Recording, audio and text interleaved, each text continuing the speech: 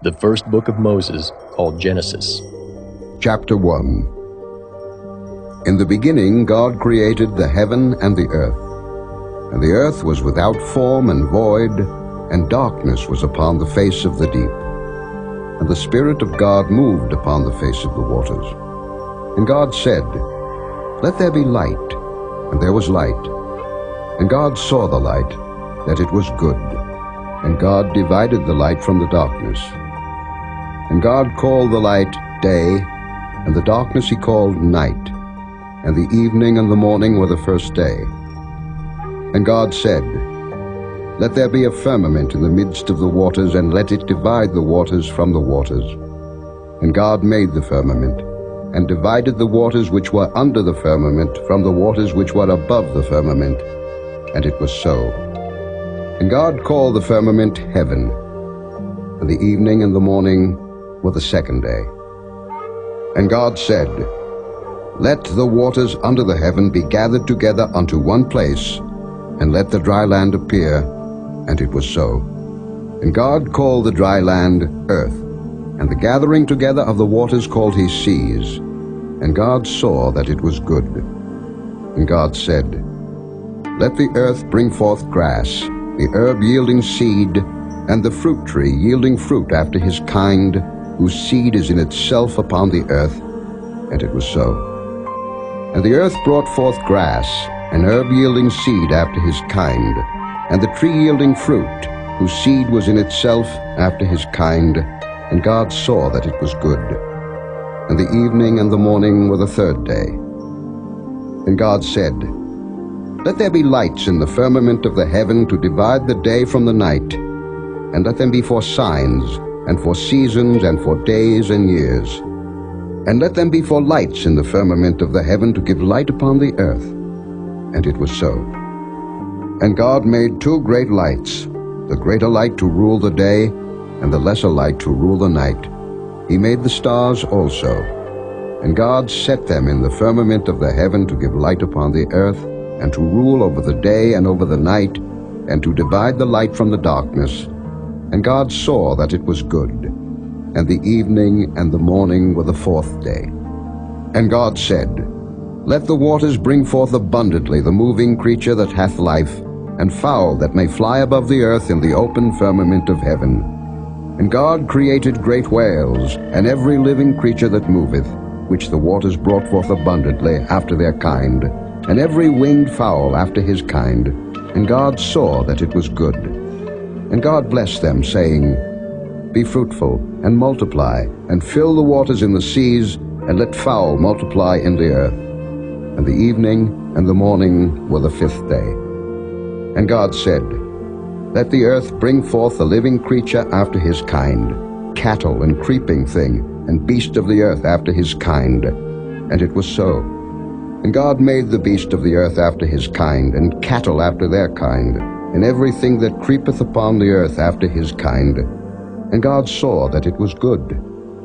And God said, "Let us make man in our image, after our likeness, and let them have dominion over the fish of the sea, and over the fowl of the air, and over the cattle, and over all the earth, and over every creeping thing that creepeth upon the earth." So God created man in his own image. In the image of God created he him. Male and female created he them. And God blessed them. And God said unto them, "Be fruitful, and multiply, and replenish the earth, and subdue it, and have dominion over the fish of the sea, and over the fowl of the air, and over every living thing that moveth upon the earth." And God said, "Behold, I have given you every herb-bearing seed which is upon the face of all the earth, and every tree in the which is the fruit of a tree yielding seed. To you it shall be for meat. And to every beast of the earth, and to every fowl of the air, and to everything that creepeth upon the earth, wherein there is life, I have given every green herb for meat." And it was so. And God saw everything that he had made, and behold, it was very good. And the evening and the morning were the sixth day.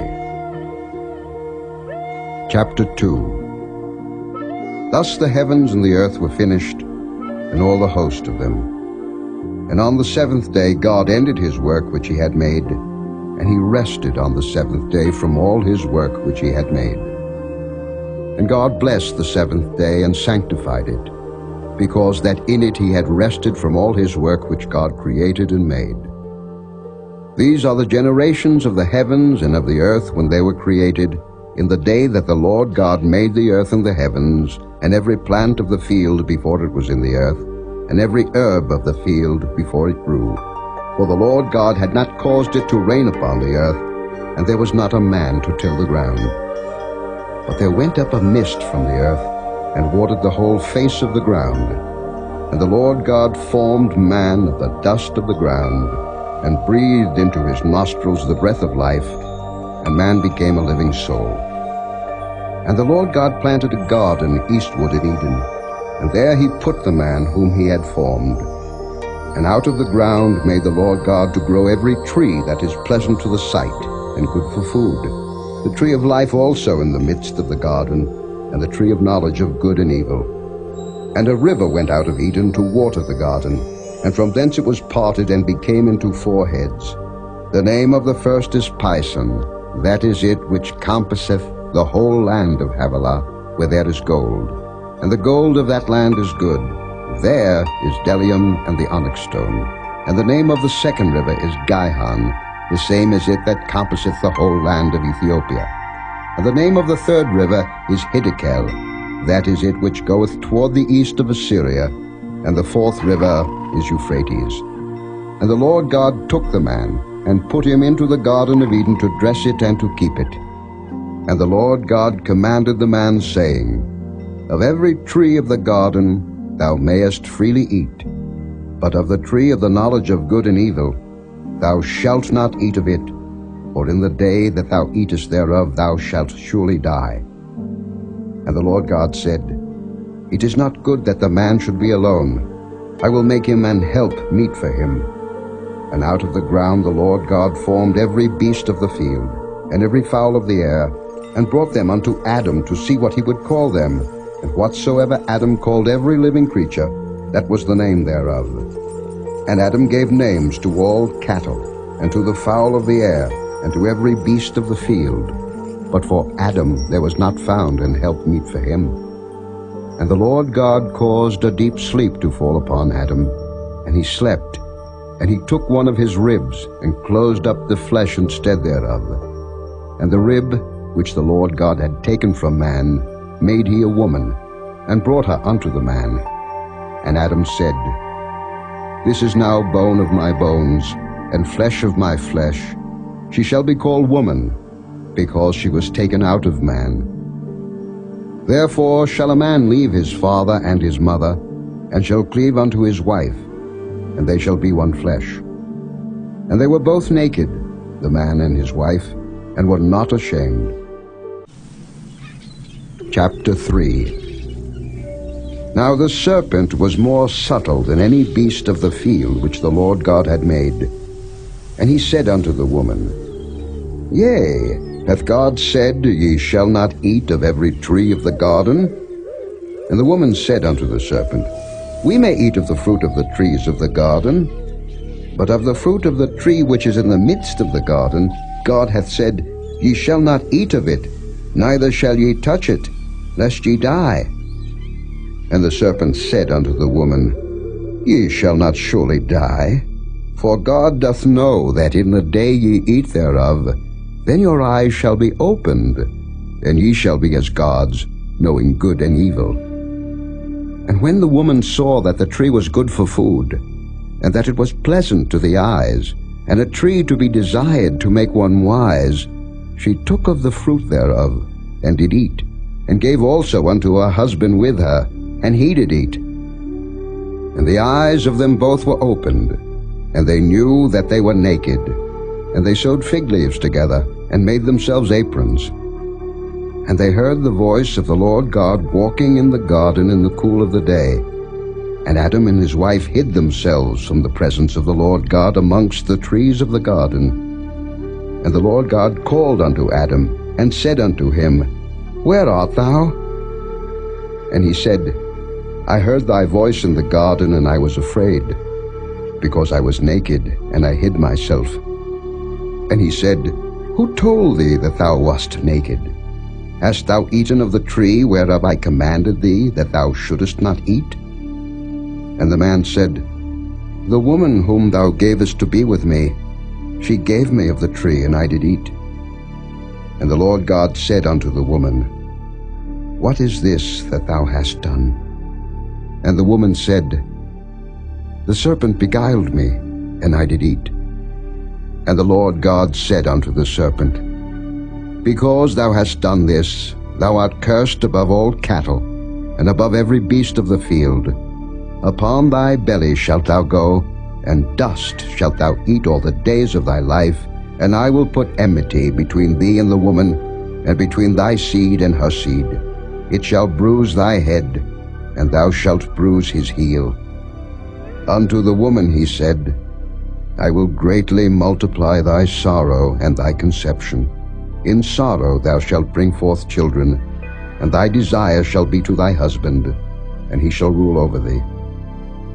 And unto Adam he said, Because thou hast hearkened unto the voice of thy wife, and hast eaten of the tree of which I commanded thee, saying, Thou shalt not eat of it.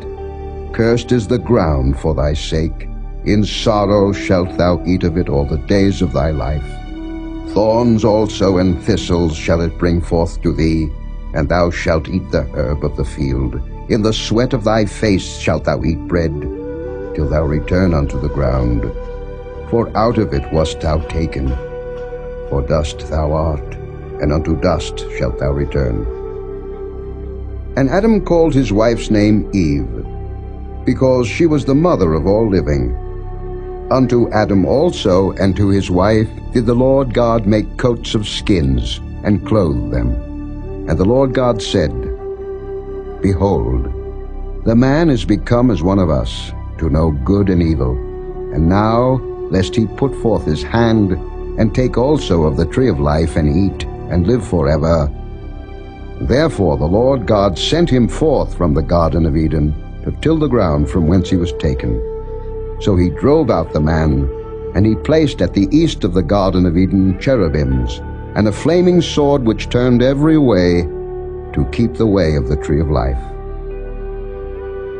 Chapter 4. And Adam knew Eve his wife, and she conceived, and bare Cain, and said, I have gotten a man from the Lord. And she again bare his brother Abel. And Abel was a keeper of sheep, but Cain was a tiller of the ground. And in process of time it came to pass that Cain brought of the fruit of the ground an offering unto the Lord. And Abel, he also brought of the firstlings of his flock, and of the fat thereof. And the Lord had respect unto Abel and to his offering, but unto Cain and to his offering he had not respect. And Cain was very wroth, and his countenance fell. And the Lord said unto Cain, Why art thou wroth, and why is thy countenance fallen? If thou doest well, shalt thou not be accepted? And if thou doest not well, sin lieth at the door, and unto thee shall be his desire, and thou shalt rule over him. And Cain talked with Abel his brother. And it came to pass, when they were in the field, that Cain rose up against Abel his brother, and slew him. And the Lord said unto Cain, Where is Abel thy brother? And he said, I know not. Am I my brother's keeper? And he said, What hast thou done? The voice of thy brother's blood crieth unto me from the ground. And now art thou cursed from the earth, which hath opened her mouth to receive thy brother's blood from thy hand. When thou tillest the ground, it shall not henceforth yield unto thee her strength. A fugitive and a vagabond shalt thou be in the earth. And Cain said unto the Lord, My punishment is greater than I can bear. Behold, thou hast driven me out this day from the face of the earth, and from thy face shall I be hid. And I shall be a fugitive and a vagabond in the earth. And it shall come to pass that every one that findeth me shall slay me. And the Lord said unto him, Therefore whosoever slayeth Cain, vengeance shall be taken on him sevenfold. And the Lord set a mark upon Cain, lest any finding him should kill him. And Cain went out from the presence of the Lord, and dwelt in the land of Nod, on the east of Eden. And Cain knew his wife, and she conceived, and bare Enoch. And he builded a city, and called the name of the city after the name of his son Enoch. And unto Enoch was born Irad, and Irad begat Mehujael, and Mehujael begat Methusael, and Methusael begat Lamech. And Lamech took unto him 2 wives. The name of the one was Adah, and the name of the other Zillah. And Adah bare Jabal. He was the father of such as dwell in tents, and of such as have cattle. And his brother's name was Jubal. He was the father of all such as handle the harp and organ. And Zillah, she also bare Tubal-Cain, an instructor of every artificer in brass and iron. And the sister of Tubal-Cain was Naamah. And Lamech said unto his wives, Adah and Zillah, Hear my voice, ye wives of Lamech. Hearken unto my speech. For I have slain a man to my wounding, and a young man to my hurt. If Cain shall be avenged sevenfold, truly Lamech 70 and sevenfold. And Adam knew his wife again, and she bare a son, and called his name Seth. For God, said she, hath appointed me another seed instead of Abel, whom Cain slew.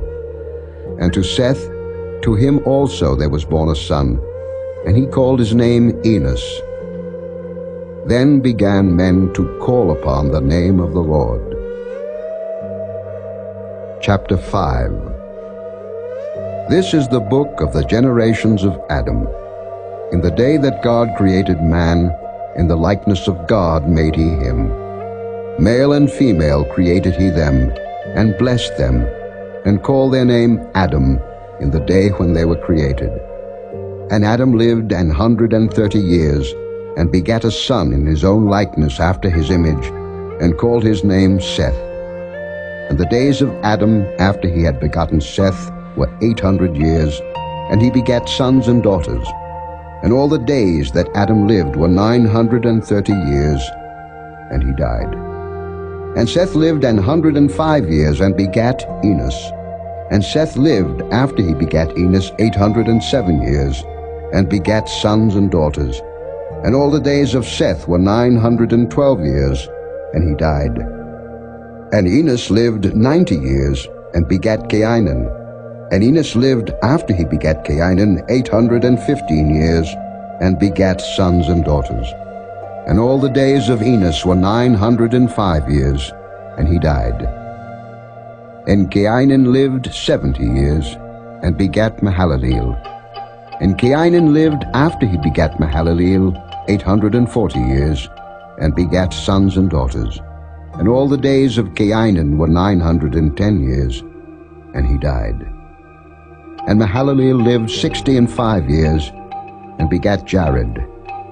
And Mahalaleel lived after he begat Jared 830 years, and begat sons and daughters. And all the days of Mahalaleel were 895 years, and he died. And Jared lived 162 years, and he begat Enoch. And Jared lived after he begat Enoch 800 years, and begat sons and daughters. And all the days of Jared were 962 years, and he died. And Enoch lived 65 years, and begat Methuselah.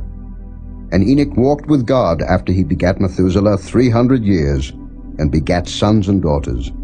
And all the days of Enoch were 365 years.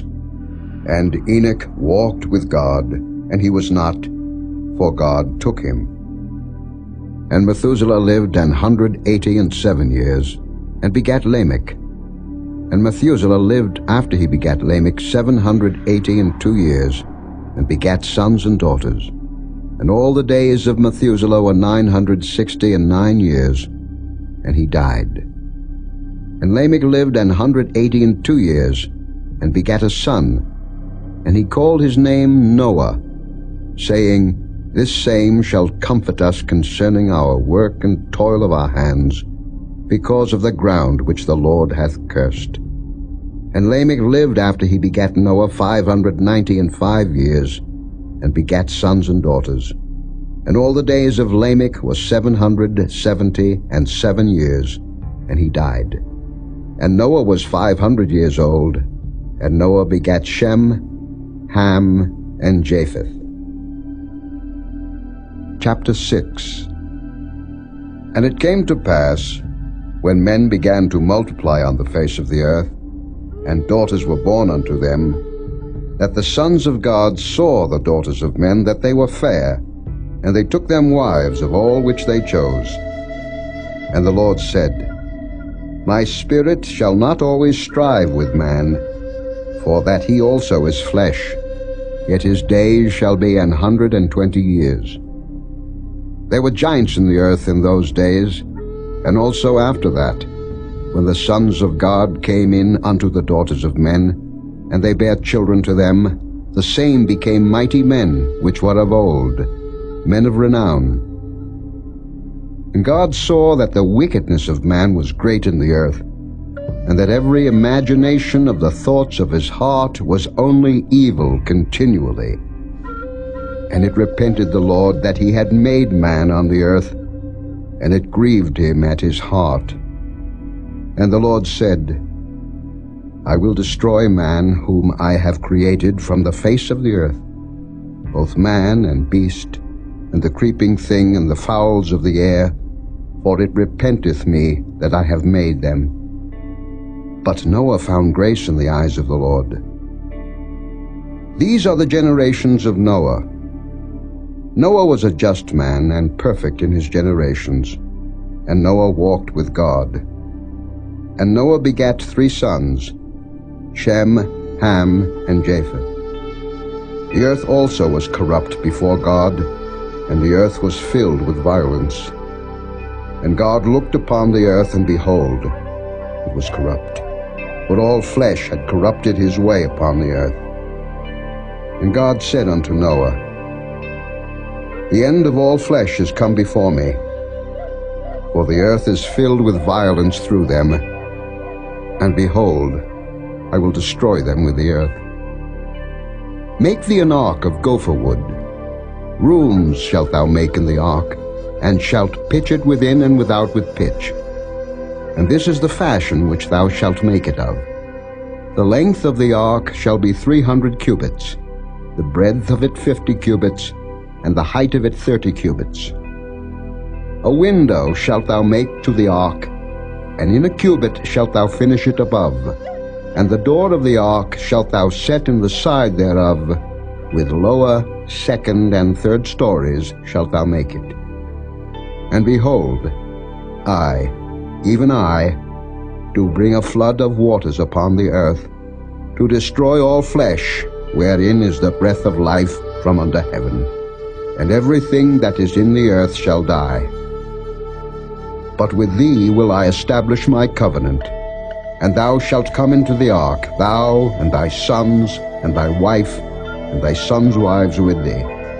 And of every living thing of all flesh, 2 of every sort shalt thou bring into the ark, to keep them alive with thee. They shall be male and female. Of fowls after their kind, and of cattle after their kind, of every creeping thing of the earth after his kind. 2 of every sort shall come unto thee, to keep them alive. And take thou unto thee of all food that is eaten, and thou shalt gather it to thee, and it shall be for food for thee and for them. Thus did Noah, according to all that God commanded him, so did he.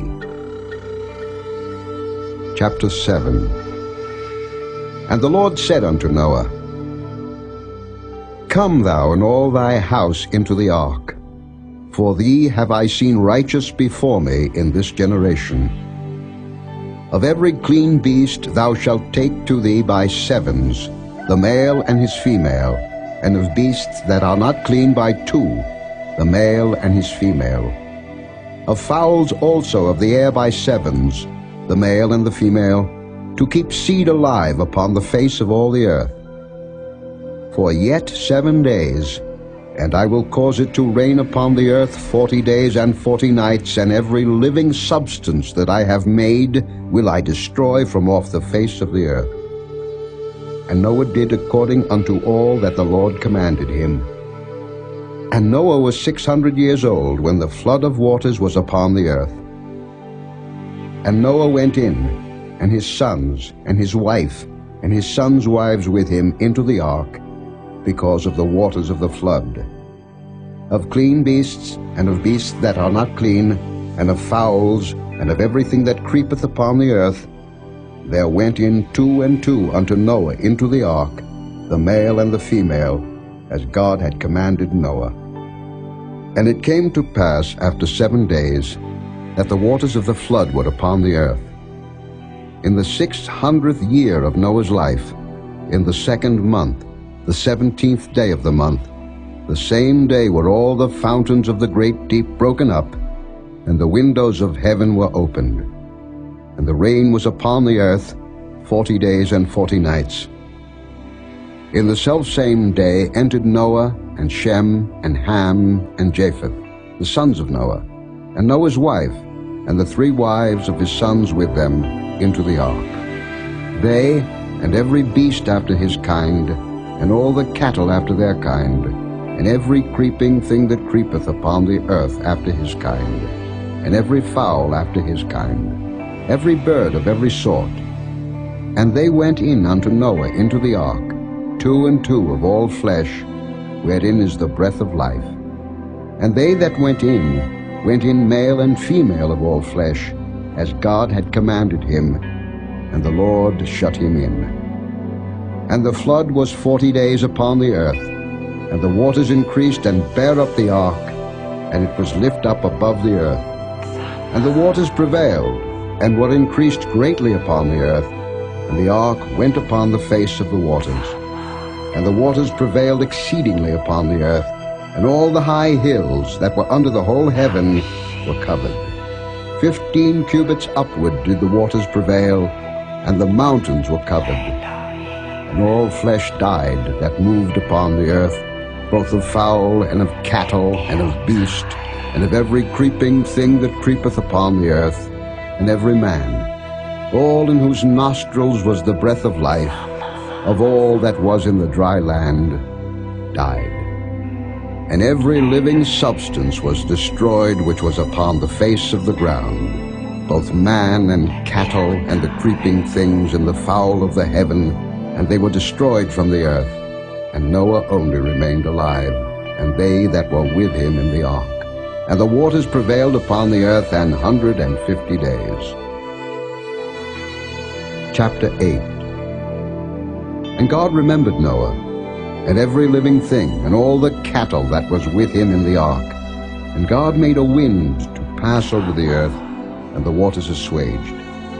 The fountains also of the deep and the windows of heaven were stopped, and the rain from heaven was restrained. And the waters returned from off the earth continually, and after the end of the 150 days the waters were abated. And the ark rested in the 7th month, on the 17th day of the month, upon the mountains of Ararat. And the waters decreased continually until the 10th month. In the 10th month, on the 1st day of the month, were the tops of the mountains seen. And it came to pass at the end of 40 days, that Noah opened the window of the ark which he had made, and he sent forth a raven, which went forth to and fro, until the waters were dried up from off the earth. Also he sent forth a dove from him, to see if the waters were abated from off the face of the ground. But the dove found no rest for the sole of her foot, and she returned unto him into the ark, for the waters were on the face of the whole earth. Then he put forth his hand, and took her, and pulled her in unto him into the ark.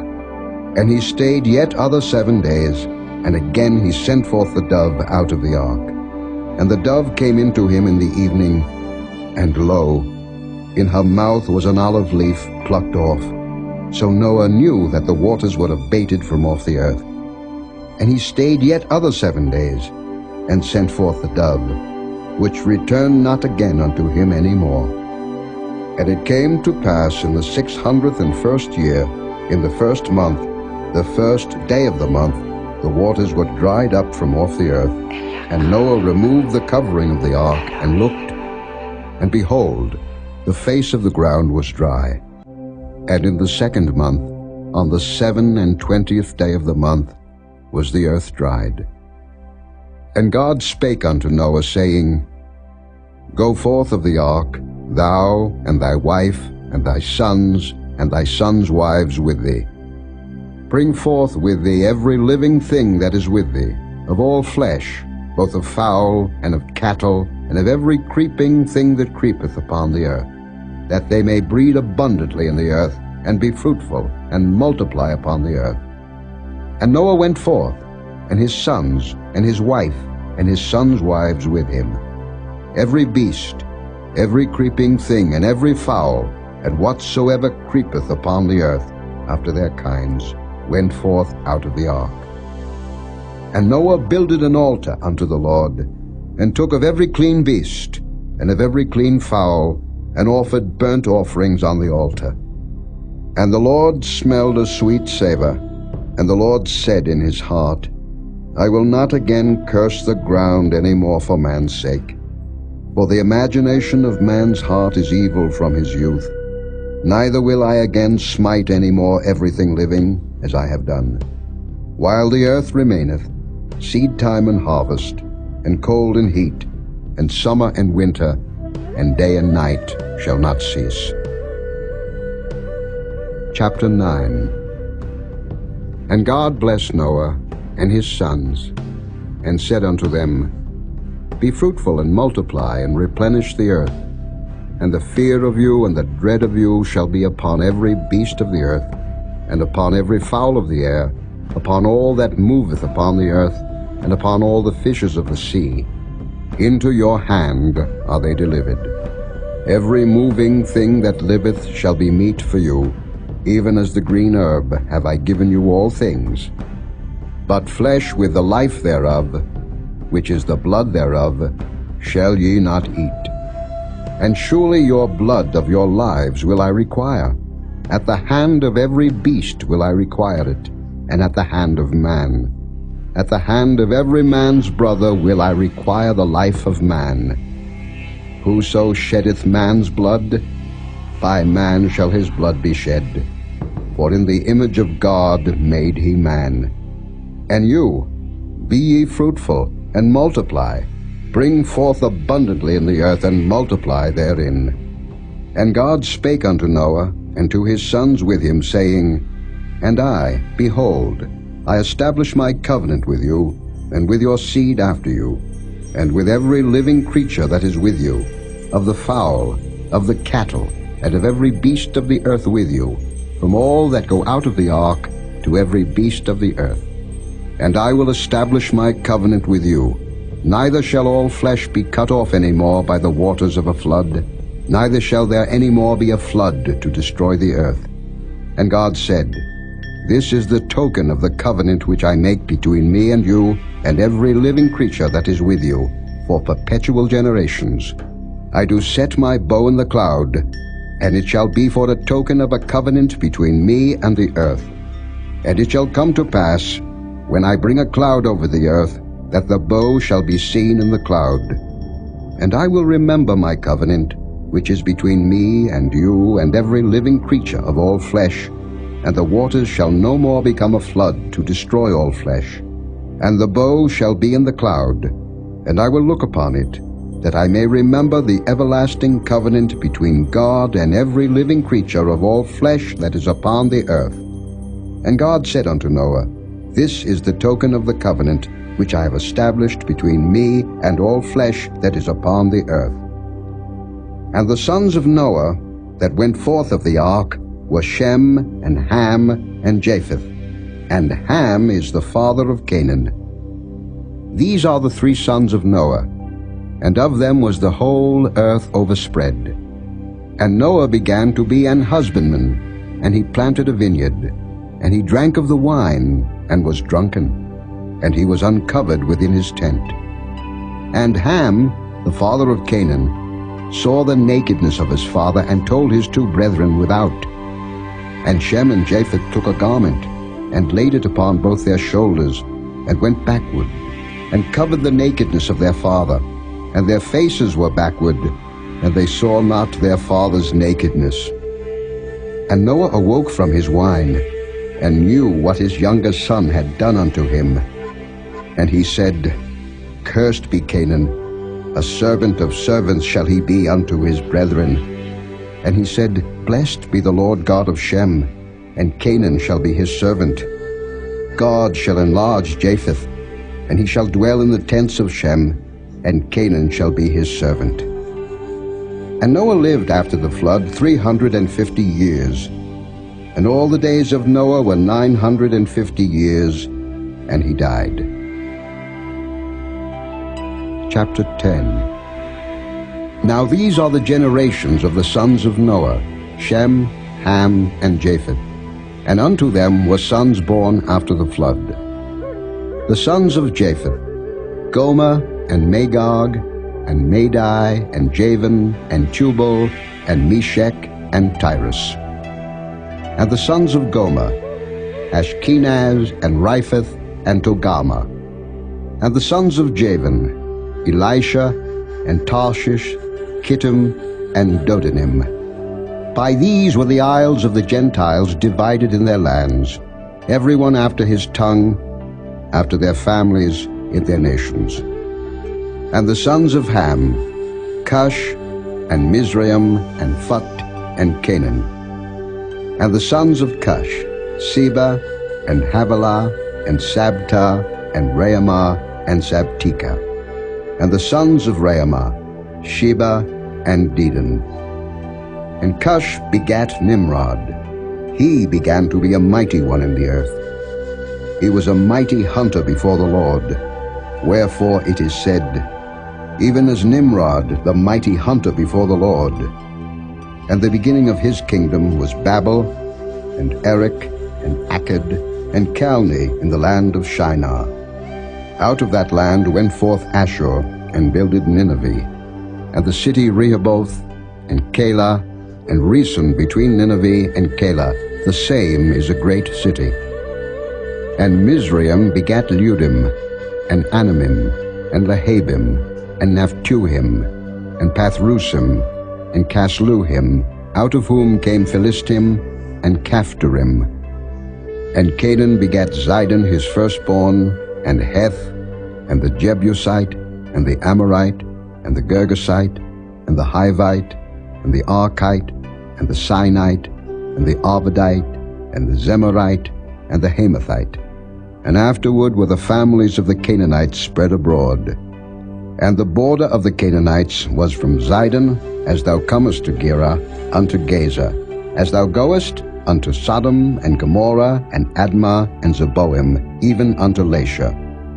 These are the sons of Ham, after their families, after their tongues, in their countries, and in their nations.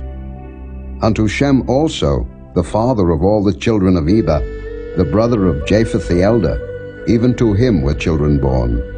The children of Shem, Elam, and Asher, and Arphaxad, and Lud, and Aram. And the children of Aram, Uz, and Hul, and Getha, and Mash. And Arphaxad begat Selah, and Selah begat Eber. And unto Eber were born two sons. The name of one was Peleg, for in his days was the earth divided, and his brother's name was Joktan. And Joktan begat Almodad, and Sheleph, and Hazarmaveth, and Jirah, and Hadoram, and Uzal, and Diklah, and Obal, and Abimael, and Sheba, and Ophir, and Havilah, and Jobab. All these were the sons of Joktan.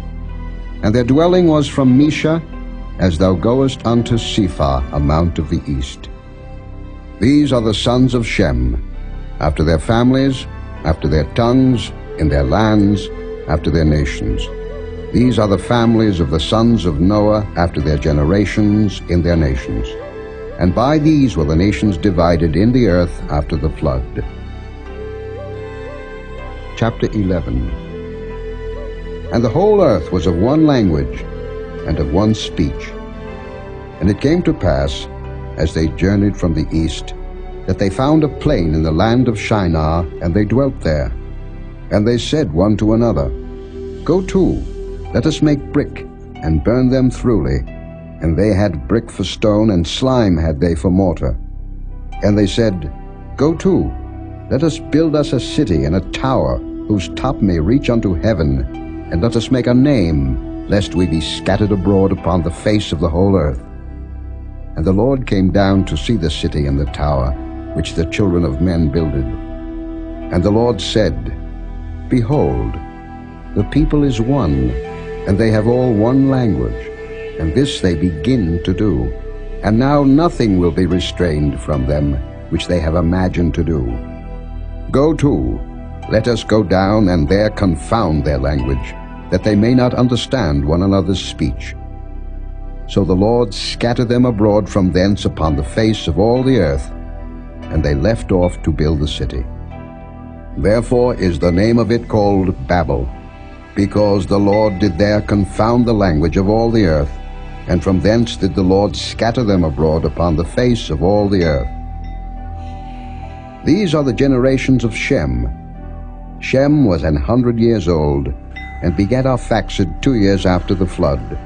And Shem lived after he begat Arphaxad 500 years, and begat sons and daughters.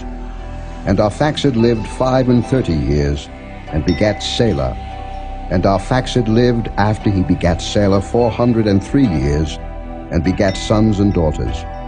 And Salah lived 30 years, and begat Eber. And Salah lived after he begat Eber 403 years, and begat sons and daughters. And Eber lived 34 years, and begat Peleg. And Eber lived after he begat Peleg 430 years, and begat sons and daughters. And Peleg lived 30 years, and begat Reu. And Peleg lived after he begat Reu 209 years, and begat sons and daughters. And Reu lived 32 years, and begat Serug. And Reu lived after he begat Serug 207 years, and begat sons and daughters. And Serug lived 30 years, and begat Nahor. And Serug lived after he begat Nahor 200 years, and begat sons and daughters. And Nahor lived 29 years, and begat Terah. And Nahor lived after he begat Terah 119 years, and begat sons and daughters. And Terah lived 70 years, and begat Abram, Nahor, and Haran. Now these are the generations of Terah. Terah begat Abram, Nahor, and Haran begat Lot. And Haran died before his father Terah in the land of his nativity, in Ur of the Chaldees. And Abram and Nahor took them wives. The name of Abram's wife was Sarai, and the name of Nahor's wife Milcah, the daughter of Haran, the father of Milcah, and the father of Iscah. But Sarai was barren. She had no child. And Terah took Abram his son, and Lot the son of Haran his son's son, and Sarai his daughter-in-law, his son Abram's wife, and they went forth with them from Ur of the Chaldees, to go into the land of Canaan. And they came unto Haran, and dwelt there. And the days of Terah were 205 years, and Terah died in Haran. Chapter 12. Now the Lord had said unto Abram, Get thee out of thy country, and from thy kindred, and from thy father's house, unto a land that I will show thee. And I will make of thee a great nation, and I will bless thee, and make thy name great, and thou shalt be a blessing. And I will bless them that bless thee, and curse him that curseth thee. And in thee shall all families of the earth be blessed. So Abram departed, as the Lord had spoken unto him, and Lot went with him. And Abram was 75 years old when he departed out of Haran.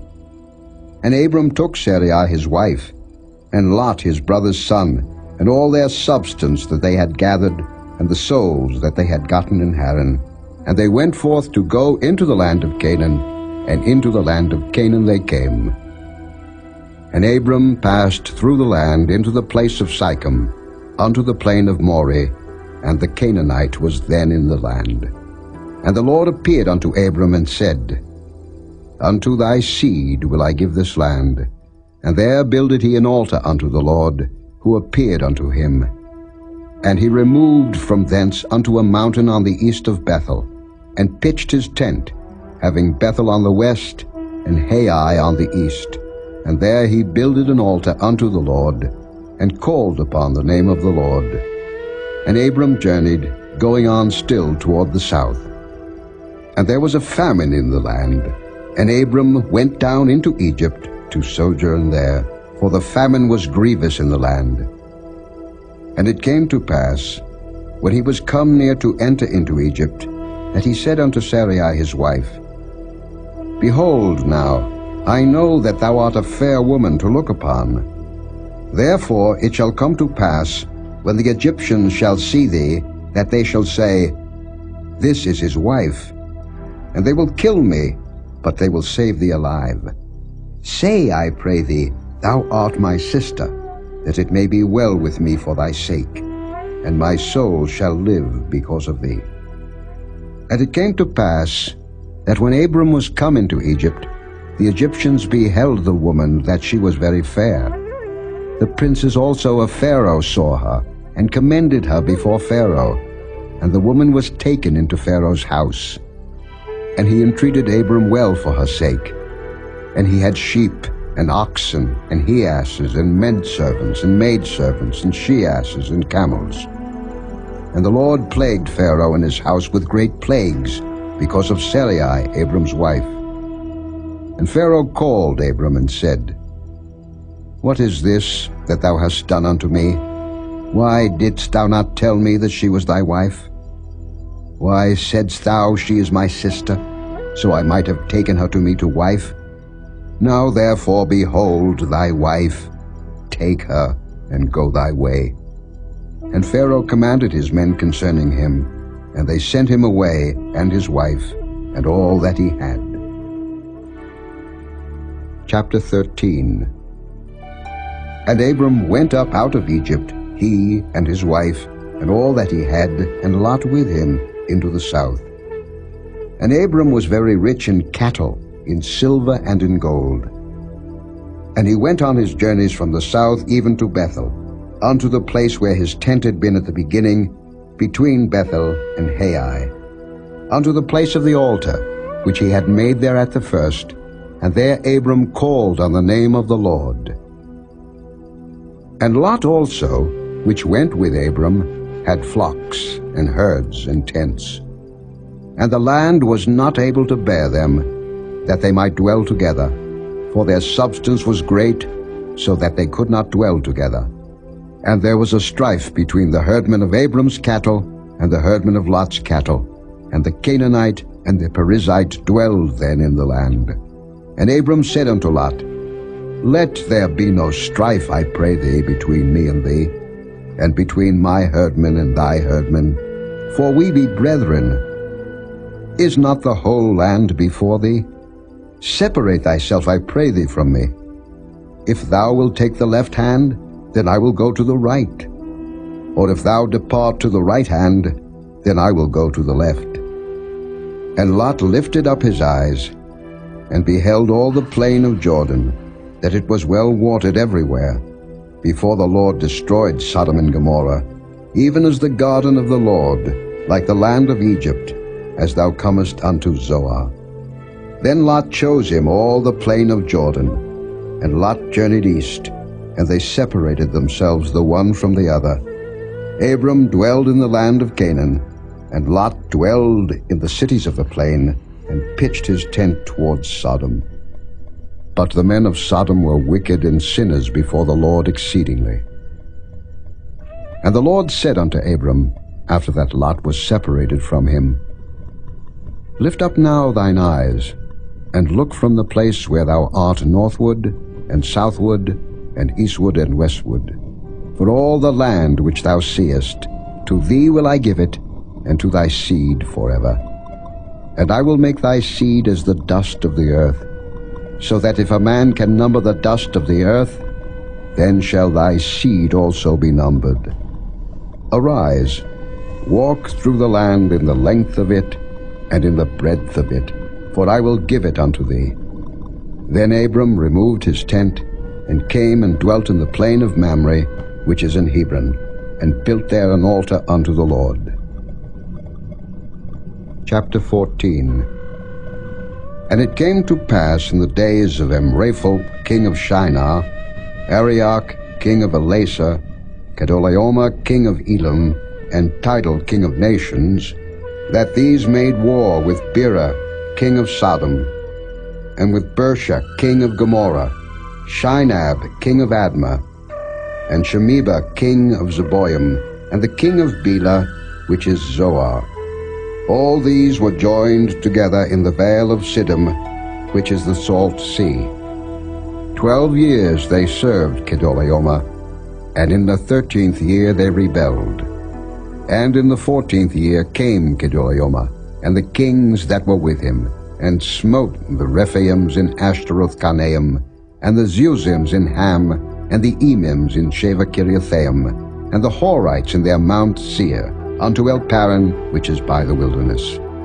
And they returned and came to En-Mishpat, which is Kadesh, and smote all the country of the Amalekites, and also the Amorites that dwelt in Hazazon Tamar. And there went out the king of Sodom, and the king of Gomorrah, and the king of Admah, and the king of Zeboim, and the king of Bela, the same as Zoar, and they joined battle with them in the vale of Siddim, with Kedorlaomer the king of Elam, and with Tidal king of nations, and Amraphel king of Shinar, and Arioch king of Elasa, 4 kings with 5.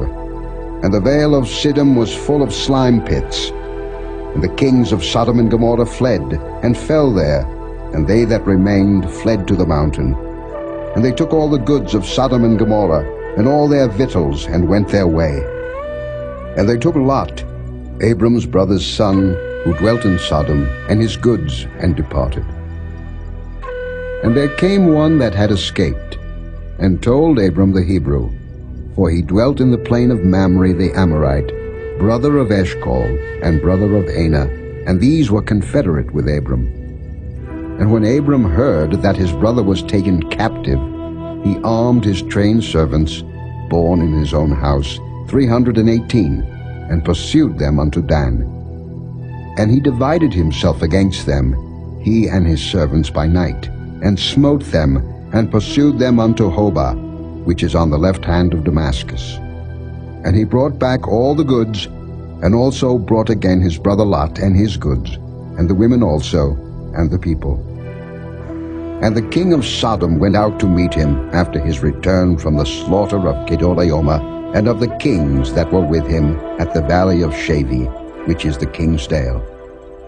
And Melchizedek king of Salem brought forth bread and wine, and he was the priest of the Most High God.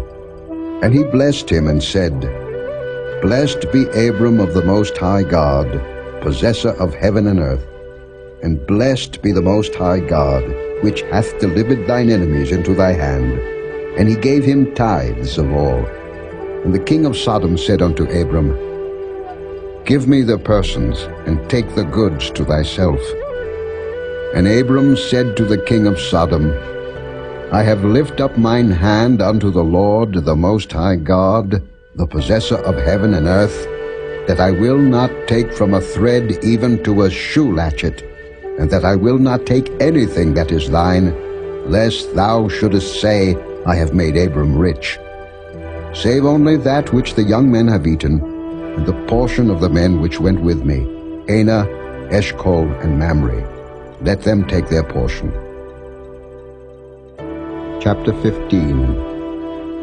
After these things the word of the Lord came unto Abram in a vision, saying, Fear not, Abram, I am thy shield, and thy exceeding great reward.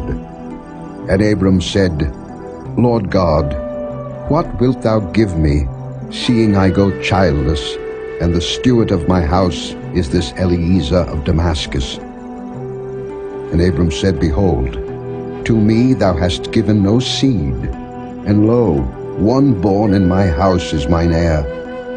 And behold, the word of the Lord came unto him, saying, This shall not be thine heir, but he that shall come forth out of thine own bowels shall be thine heir. And he brought him forth abroad, and said, Look now toward heaven, and tell the stars, if thou be able to number them. And he said unto him, So shall thy seed be. And he believed in the Lord, and he counted it to him for righteousness. And he said unto him, I am the Lord that brought thee out of Ur of the Chaldees, to give thee this land to inherit it. And he said, Lord God, whereby shall I know that I shall inherit it? And he said unto him, Take me an heifer of 3 years old, and a she-goat of 3 years old, and a ram of 3 years old, and a turtle dove, and a young pigeon. And he took unto him all these, and divided them in the midst, and laid each piece one against another, but the birds divided he not.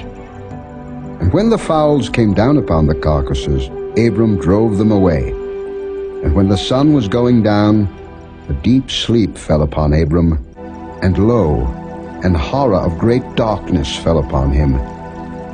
And he said unto Abram, Know of a surety that thy seed shall be a stranger in a land that is not theirs, and shall serve them, and they shall afflict them 400 years.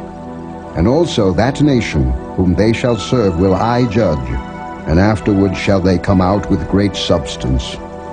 And thou shalt go to thy fathers in peace. Thou shalt be buried in a good old age. But in the 4th generation they shall come hither again, for the iniquity of the Amorites is not yet full. And it came to pass that, when the sun went down, and it was dark, behold, a smoking furnace, and a burning lamp that passed between those pieces. In the same day the Lord made a covenant with Abram, saying, Unto thy seed have I given this land, from the river of Egypt unto the great river, the river Euphrates. The Kenites, and the Kenizzites, and the Cadmonites, and the Hittites, and the Perizzites, and the Rephaims, and the Amorites, and the Canaanites, and the Girgashites, and the Jebusites. Chapter 16. Now Sarai, Abram's wife, bare him no children, and she had an handmaid, an Egyptian, whose name was Hagar. And Sarai said unto Abram, Behold, now the Lord hath restrained me from bearing. I pray thee, go in unto my maid. It may be that I may obtain children by her. And Abram hearkened to the voice of Sarai. And Sarai, Abram's wife, took Hagar, her maid the Egyptian, after Abram had dwelt 10 years in the land of Canaan, and gave her to her husband Abram to be his wife. And he went in unto Hagar, and she conceived. And when she saw that she had conceived, her mistress was despised in her eyes. And Sarai said unto Abram, My wrong be upon thee. I have given my maid into thy bosom. And when she saw that she had conceived, I was despised in her eyes. The Lord judge between me and thee. But Abram said unto Sarai, Behold, thy maid is in thy hand. Do to her as it pleaseth thee. And when Sarai dealt hardly with her, she fled from her face. And the angel of the Lord found her by a fountain of water in the wilderness, by the fountain in the way to Shur.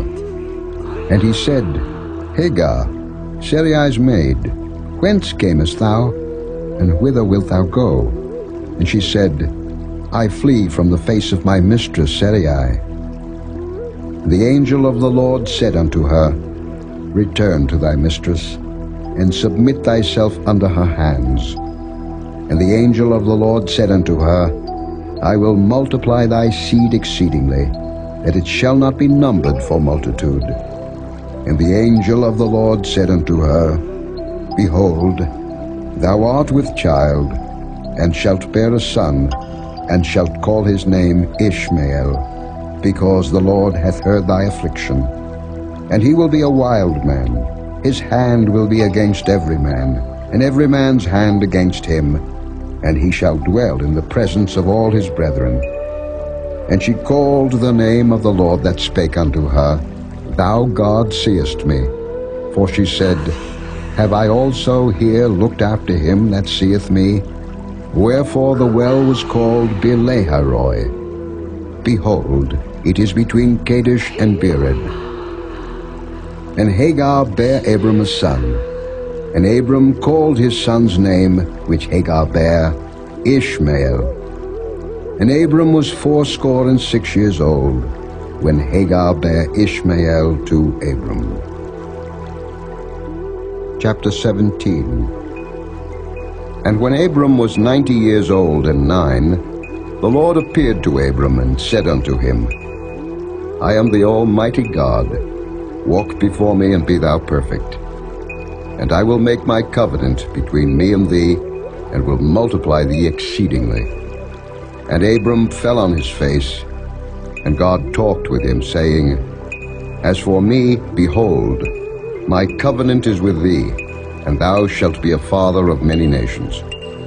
Neither shall thy name any more be called Abram, but thy name shall be Abraham, for a father of many nations have I made thee. And I will make thee exceeding fruitful, and I will make nations of thee, and kings shall come out of thee. And I will establish my covenant between me and thee, and thy seed after thee and their generations, for an everlasting covenant, to be a God unto thee, and to thy seed after thee. And I will give unto thee, and to thy seed after thee, the land wherein thou art a stranger, all the land of Canaan for an everlasting possession, and I will be their God. And God said unto Abraham, Thou shalt keep my covenant therefore, thou and thy seed after thee in their generations. This is my covenant, which ye shall keep, between me and you and thy seed after thee. Every man-child among you shall be circumcised, and ye shall circumcise the flesh of your foreskin, and it shall be a token of the covenant betwixt me and you. And he that is 8 days old shall be circumcised among you, every man-child in your generations. He that is born in the house, or bought with money of any stranger, which is not of thy seed. He that is born in thy house, and he that is bought with thy money, must needs be circumcised. And my covenant shall be in your flesh for an everlasting covenant. And the uncircumcised man-child, whose flesh of his foreskin is not circumcised, that soul shall be cut off from his people. He hath broken my covenant. And God said unto Abraham, As for Sarai thy wife, thou shalt not call her name Sarai, but Sarah shall her name be. And I will bless her, and give thee a son also of her. Yea, I will bless her, and she shall be a mother of nations. Kings of people shall be of her. Then Abraham fell upon his face and laughed, and said in his heart, Shall a child be born unto him that is 100 years old? And shall Sarah that is 90 years old bear? And Abraham said unto God, O that Ishmael might live before thee. And God said, Sarah thy wife shall bear thee a son indeed, and thou shalt call his name Isaac.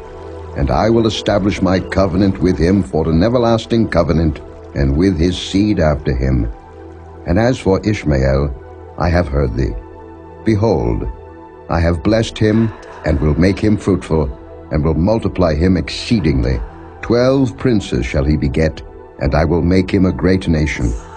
But my covenant will I establish with Isaac, which Sarah shall bear unto thee at this set time in the next year. And he left off talking with him, and God went up from Abraham.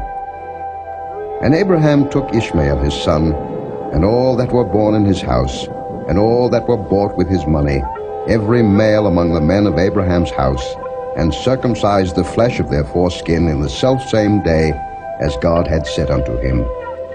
And Abraham was 90 years old and 9, when he was circumcised in the flesh of his foreskin. And Ishmael his son was 13 years old, when he was circumcised in the flesh of his foreskin. In the selfsame day was Abraham circumcised, and Ishmael his son. And all the men of his house, born in the house, and bought with money of the stranger, were circumcised with him. Chapter 18. And the Lord appeared unto him in the plains of Mamre, and he sat in the tent door in the heat of the day. And he lifted up his eyes and looked, and lo, 3 men stood by him. And when he saw them, he ran to meet them from the tent door, and bowed himself toward the ground, and said, My Lord, if now I have found favor in thy sight, pass not away, I pray thee, from thy servant. Let a little water, I pray you, be fetched, and wash your feet, and rest yourselves under the tree. And I will fetch a morsel of bread, and comfort ye your hearts. After that ye shall pass on, for therefore are ye come to your servant. And they said, So do, as thou hast said. And Abraham hastened into the tent unto Sarah, and said, Make ready quickly 3 measures of fine meal, knead it, and make cakes upon the hob. And Abraham ran unto the herd, and fetched a calf tender and good, and gave it unto a young man, and he hasted to dress it. And he took butter and milk, and the calf which he had dressed, and set it before them, and he stood by them under the tree, and they did eat. And they said unto him, Where is Sarah thy wife? And he said, Behold, in the tent. And he said, I will certainly return unto thee according to the time of life. And lo, Sarah thy wife shall have a son. And Sarah heard it in the tent door, which was behind him. Now Abraham and Sarah were old and well stricken in age, and it ceased to be with Sarah after the manner of women. Therefore Sarah laughed within herself, saying, After I am waxed old, shall I have pleasure, my Lord being old also? And the Lord said unto Abraham, Wherefore did Sarah laugh, saying, Shall I of a surety bear a child, which am old? Is anything too hard for the Lord? At the time appointed I will return unto thee, according to the time of life, and Sarah shall have a son. Then Sarah denied, saying, I laughed not, for she was afraid. And he said, Nay, but thou didst laugh. And the men rose up from thence, and looked toward Sodom, and Abraham went with them to bring them on the way. And the Lord said, Shall I hide from Abraham that thing which I do, seeing that Abraham shall surely become a great and mighty nation, and all the nations of the earth shall be blessed in him? For I know him, that he will command his children and his household after him, and they shall keep the way of the Lord, to do justice and judgment, that the Lord may bring upon Abraham that which he hath spoken of him. And the Lord said, Because the cry of Sodom and Gomorrah is great, and because their sin is very grievous, I will go down now, and see whether they have done altogether according to the cry of it, which is come unto me. And if not, I will know. And the men turned their faces from thence, and went toward Sodom. But Abraham stood yet before the Lord. And Abraham drew near, and said, Wilt thou also destroy the righteous with the wicked? Peradventure there be 50 righteous within the city. Wilt thou also destroy and not spare the place for the 50 righteous that are therein?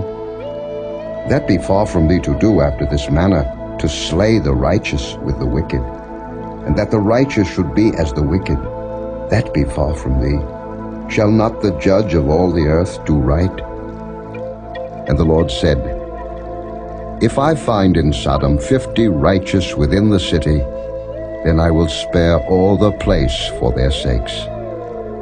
And Abraham answered and said, Behold now, I have taken upon me to speak unto the Lord, which am but dust and ashes. Peradventure there shall lack 5 of the 50 righteous. Wilt thou destroy all the city for lack of 5? And he said, If I find there 40 and 5, I will not destroy it. And he spake unto him yet again, and said, Peradventure there shall be 40 found there. And he said, I will not do it for 40's sake. And he said unto him, O let not the Lord be angry, and I will speak. Peradventure there shall 30 be found there. And he said, I will not do it if I find 30 there. And he said, Behold now, I have taken upon me to speak unto the Lord. Peradventure there shall be 20 found there. And he said, I will not destroy it for 20's sake. And he said, O let not the Lord be angry, and I will speak yet but this once. Peradventure 10 shall be found there. And he said, I will not destroy it for 10's sake. And the Lord went his way, as soon as he had left communing with Abraham, and Abraham returned unto his place. Chapter 19. And there came 2 angels to Sodom at even, and Lot sat in the gate of Sodom. And Lot, seeing them, rose up to meet them, and he bowed himself with his face toward the ground. And he said, Behold now, my lords, turn in, I pray you, into your servant's house, and tarry all night, and wash your feet, and ye shall rise up early, and go on your ways. And they said, Nay, but we will abide in the street all night. And he pressed upon them greatly. And they turned in unto him, and entered into his house. And he made them a feast, and did bake unleavened bread, and they did eat. But before they lay down, the men of the city, even the men of Sodom, compassed the house round, both old and young, all the people from every quarter. And they called unto Lot, and said unto him, Where are the men which came into thee this night? Bring them out unto us, that we may know them. And Lot went out at the door unto them, and shut the door after him, and said, I pray you, brethren, do not so wickedly. Behold now, I have 2 daughters which have not known man. Let me, I pray you, bring them out unto you, and do ye to them as is good in your eyes. Only unto these men do nothing. For therefore came they under the shadow of my roof. And they said, Stand back. And they said again, This one fellow came in to sojourn, and he will needs be a judge. Now will we deal worse with thee than with them. And they pressed sore upon the man, even Lot, and came near to break the door. But the men put forth their hand, and pulled Lot into the house to them, and shut to the door. And they smote the men that were at the door of the house with blindness, both small and great, so that they wearied themselves to find the door. And the men said unto Lot, Hast thou here any besides? Son-in-law, and thy sons, and thy daughters, and whatsoever thou hast in the city, bring them out of this place, for we will destroy this place, because the cry of them is waxen great before the face of the Lord, and the Lord hath sent us to destroy it. And Lot went out, and spake unto his sons-in-law, which married his daughters, and said, Up, get you out of this place, for the Lord will destroy this city. But he seemed as one that mocked unto his sons-in-law. And when the morning arose, then the angels hastened Lot, saying, Arise, take thy wife, and thy 2 daughters which are here, lest thou be consumed in the iniquity of the city. And while he lingered, the men laid hold upon his hand, and upon the hand of his wife, and upon the hand of his 2 daughters, the Lord being merciful unto him. And they brought him forth, and set him without the city. And it came to pass, when they had brought them forth abroad, that he said, Escape for thy life, look not behind thee, neither stay thou in all the plain. Escape to the mountain, lest thou be consumed. And Lot said unto them, O, not so, my lord. Behold now, thy servant hath found grace in thy sight, and thou hast magnified thy mercy, which thou hast showed unto me in saving my life, and I cannot escape to the mountain, lest some evil take me and I die. Behold now, this city is near to flee unto, and it is a little one. O let me escape thither. Is it not a little one? And my soul shall live. And he said unto him, See, I have accepted thee concerning this thing also, that I will not overthrow this city, for the which thou hast spoken. Haste thee, escape thither, for I cannot do anything till thou be come thither. Therefore the name of the city was called Zoar. The sun was risen upon the earth when Lot entered into Zoar. Then the Lord rained upon Sodom and upon Gomorrah brimstone and fire from the Lord out of heaven. And he overthrew those cities, and all the plain, and all the inhabitants of the cities, and that which grew upon the ground. But his wife looked back from behind him, and she became a pillar of salt. And Abraham got up early in the morning to the place where he stood before the Lord. And he looked toward Sodom and Gomorrah, and toward all the land of the plain, and beheld, and lo, the smoke of the country went up as the smoke of a furnace. And it came to pass, when God destroyed the cities of the plain, that God remembered Abraham, and sent Lot out of the midst of the overthrow, when he overthrew the cities in the which Lot dwelt. And Lot went up out of Zoar, and dwelt in the mountain, and his 2 daughters with him, for he feared to dwell in Zoar, and he dwelt in a cave, he and his 2 daughters. And the firstborn said unto the younger, Our father is old, and there is not a man in the earth to come in unto us after the manner of all the earth. Come, let us make our father drink wine, and we will lie with him, that we may preserve seed of our father. And they made their father drink wine that night. And the firstborn went in, and lay with her father, and he perceived not when she lay down, nor when she arose. And it came to pass on the morrow, that the firstborn said unto the younger, Behold, I lay yesternight with my father. Let us make him drink wine this night also, and go thou in, and lie with him, that we may preserve seed of our father. And they made their father drink wine that night also. And the younger arose, and lay with him, and he perceived not when she lay down, nor when she arose. Thus were both the daughters of Lot with child by their father. And the firstborn bare a son, and called his name Moab. The same is the father of the Moabites unto this day. And the younger, she also bare a son, and called his name Ben-Ammi. The same is the father of the children of Ammon unto this day. Chapter 20. And Abraham journeyed from thence toward the south country, and dwelled between Kadesh and Shur, and sojourned in Gerar. And Abraham said of Sarah his wife, She is my sister. And Abimelech, king of Gerar, sent and took Sarah. But God came to Abimelech in a dream by night, and said to him, Behold, thou art but a dead man, for the woman which thou hast taken, for she is a man's wife. But Abimelech had not come near her, and he said, Lord, wilt thou slay also a righteous nation? Said he not unto me, She is my sister? And she, even she herself said, He is my brother. In the integrity of my heart and innocency of my hands have I done this. And God said unto him in a dream, Yea, I know that thou didst this in the integrity of thy heart, for I also withheld thee from sinning against me. Therefore suffered I thee not to touch her. Now therefore restore the man his wife, for he is a prophet, and he shall pray for thee, and thou shalt live.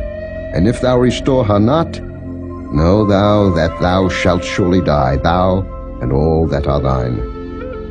Therefore Abimelech rose early in the morning, and called all his servants, and told all these things in their ears, and the men were sore afraid. Then Abimelech called Abraham, and said unto him, What hast thou done unto us? And what have I offended thee, that thou hast brought on me and on my kingdom a great sin? Thou hast done deeds unto me that ought not to be done. And Abimelech said unto Abraham, What sawest thou that thou hast done this thing? And Abraham said, Because I thought, Surely the fear of God is not in this place, and they will slay me for my wife's sake. And yet indeed she is my sister. She is the daughter of my father, but not the daughter of my mother, and she became my wife.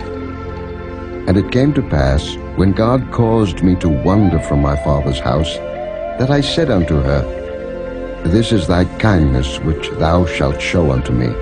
At every place whither we shall come, say of me, He is my brother. And Abimelech took sheep, and oxen, and men servants, and women servants, and gave them unto Abraham, and restored him Sarah his wife.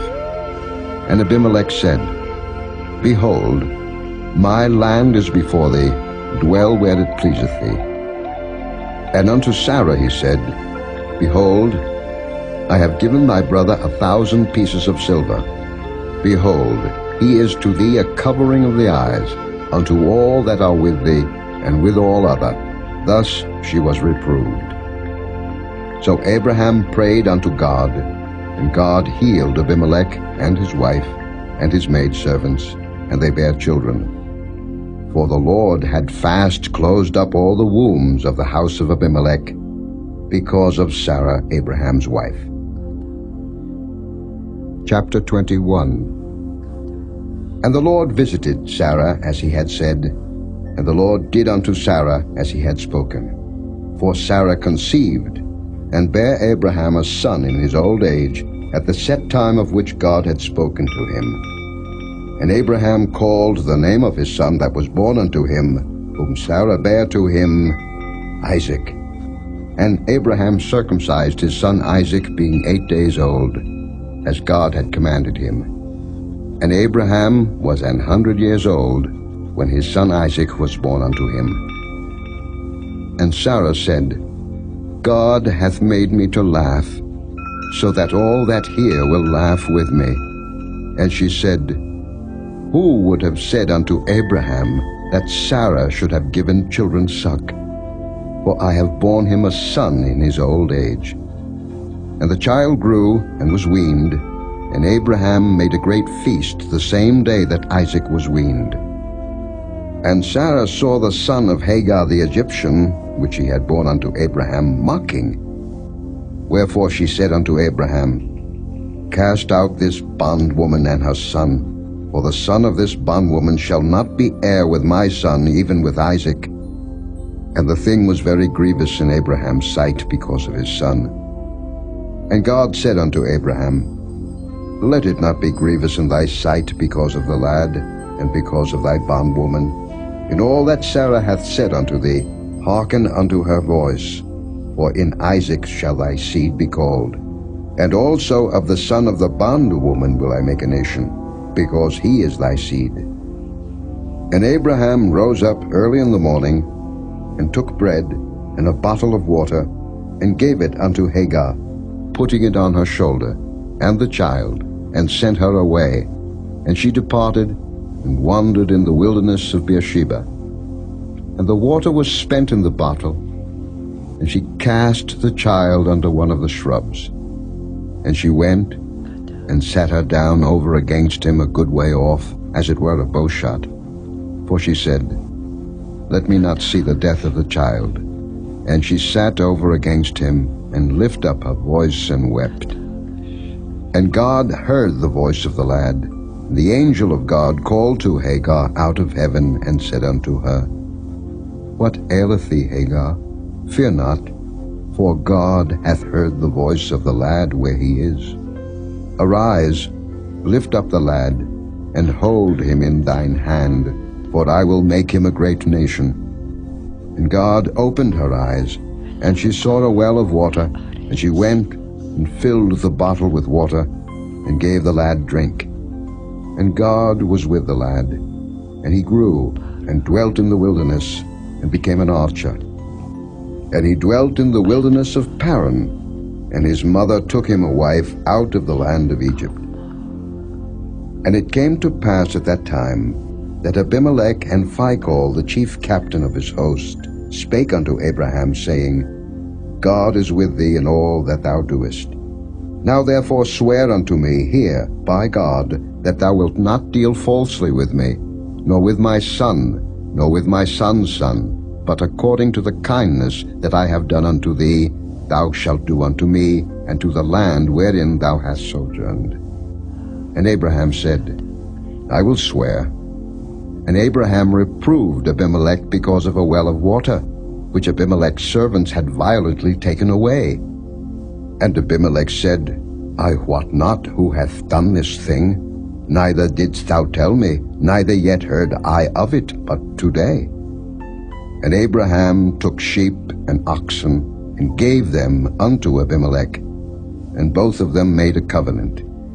And Abraham set 7 ewe lambs of the flock by themselves. And Abimelech said unto Abraham, What mean these 7 ewe lambs which thou hast set by themselves? And he said, For these 7 ewe lambs shalt thou take of my hand, that they may be a witness unto me that I have digged this well. Wherefore he called that place Beersheba, because there they swear both of them. Thus they made a covenant at Beersheba. Then Abimelech rose up, and Phicol, the chief captain of his host, and they returned into the land of the Philistines. And Abraham planted a grove in Beersheba, and called there on the name of the Lord, the everlasting God. And Abraham sojourned in the Philistines' land many days. Chapter 22. And it came to pass after these things, that God did tempt Abraham, and said unto him, Abraham. And he said, Behold, here I am. And he said, Take now thy son, thine only son Isaac, whom thou lovest, and get thee into the land of Moriah, and offer him there for a burnt offering upon one of the mountains which I will tell thee of. And Abraham rose up early in the morning, and saddled his ass, and took 2 of his young men with him, and Isaac his son, and clave the wood for the burnt offering, and rose up, and went unto the place of which God had told him. Then on the 3rd day Abraham lifted up his eyes, and saw the place afar off.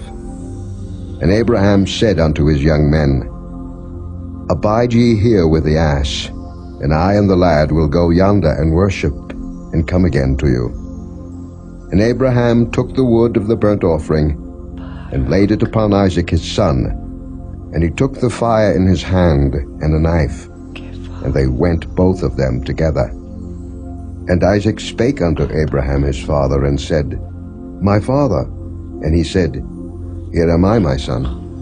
And he said, Behold the fire and the wood, but where is the lamb for a burnt offering? And Abraham said, My son, God will provide himself a lamb for a burnt offering. So they went both of them together. And they came to the place which God had told him of.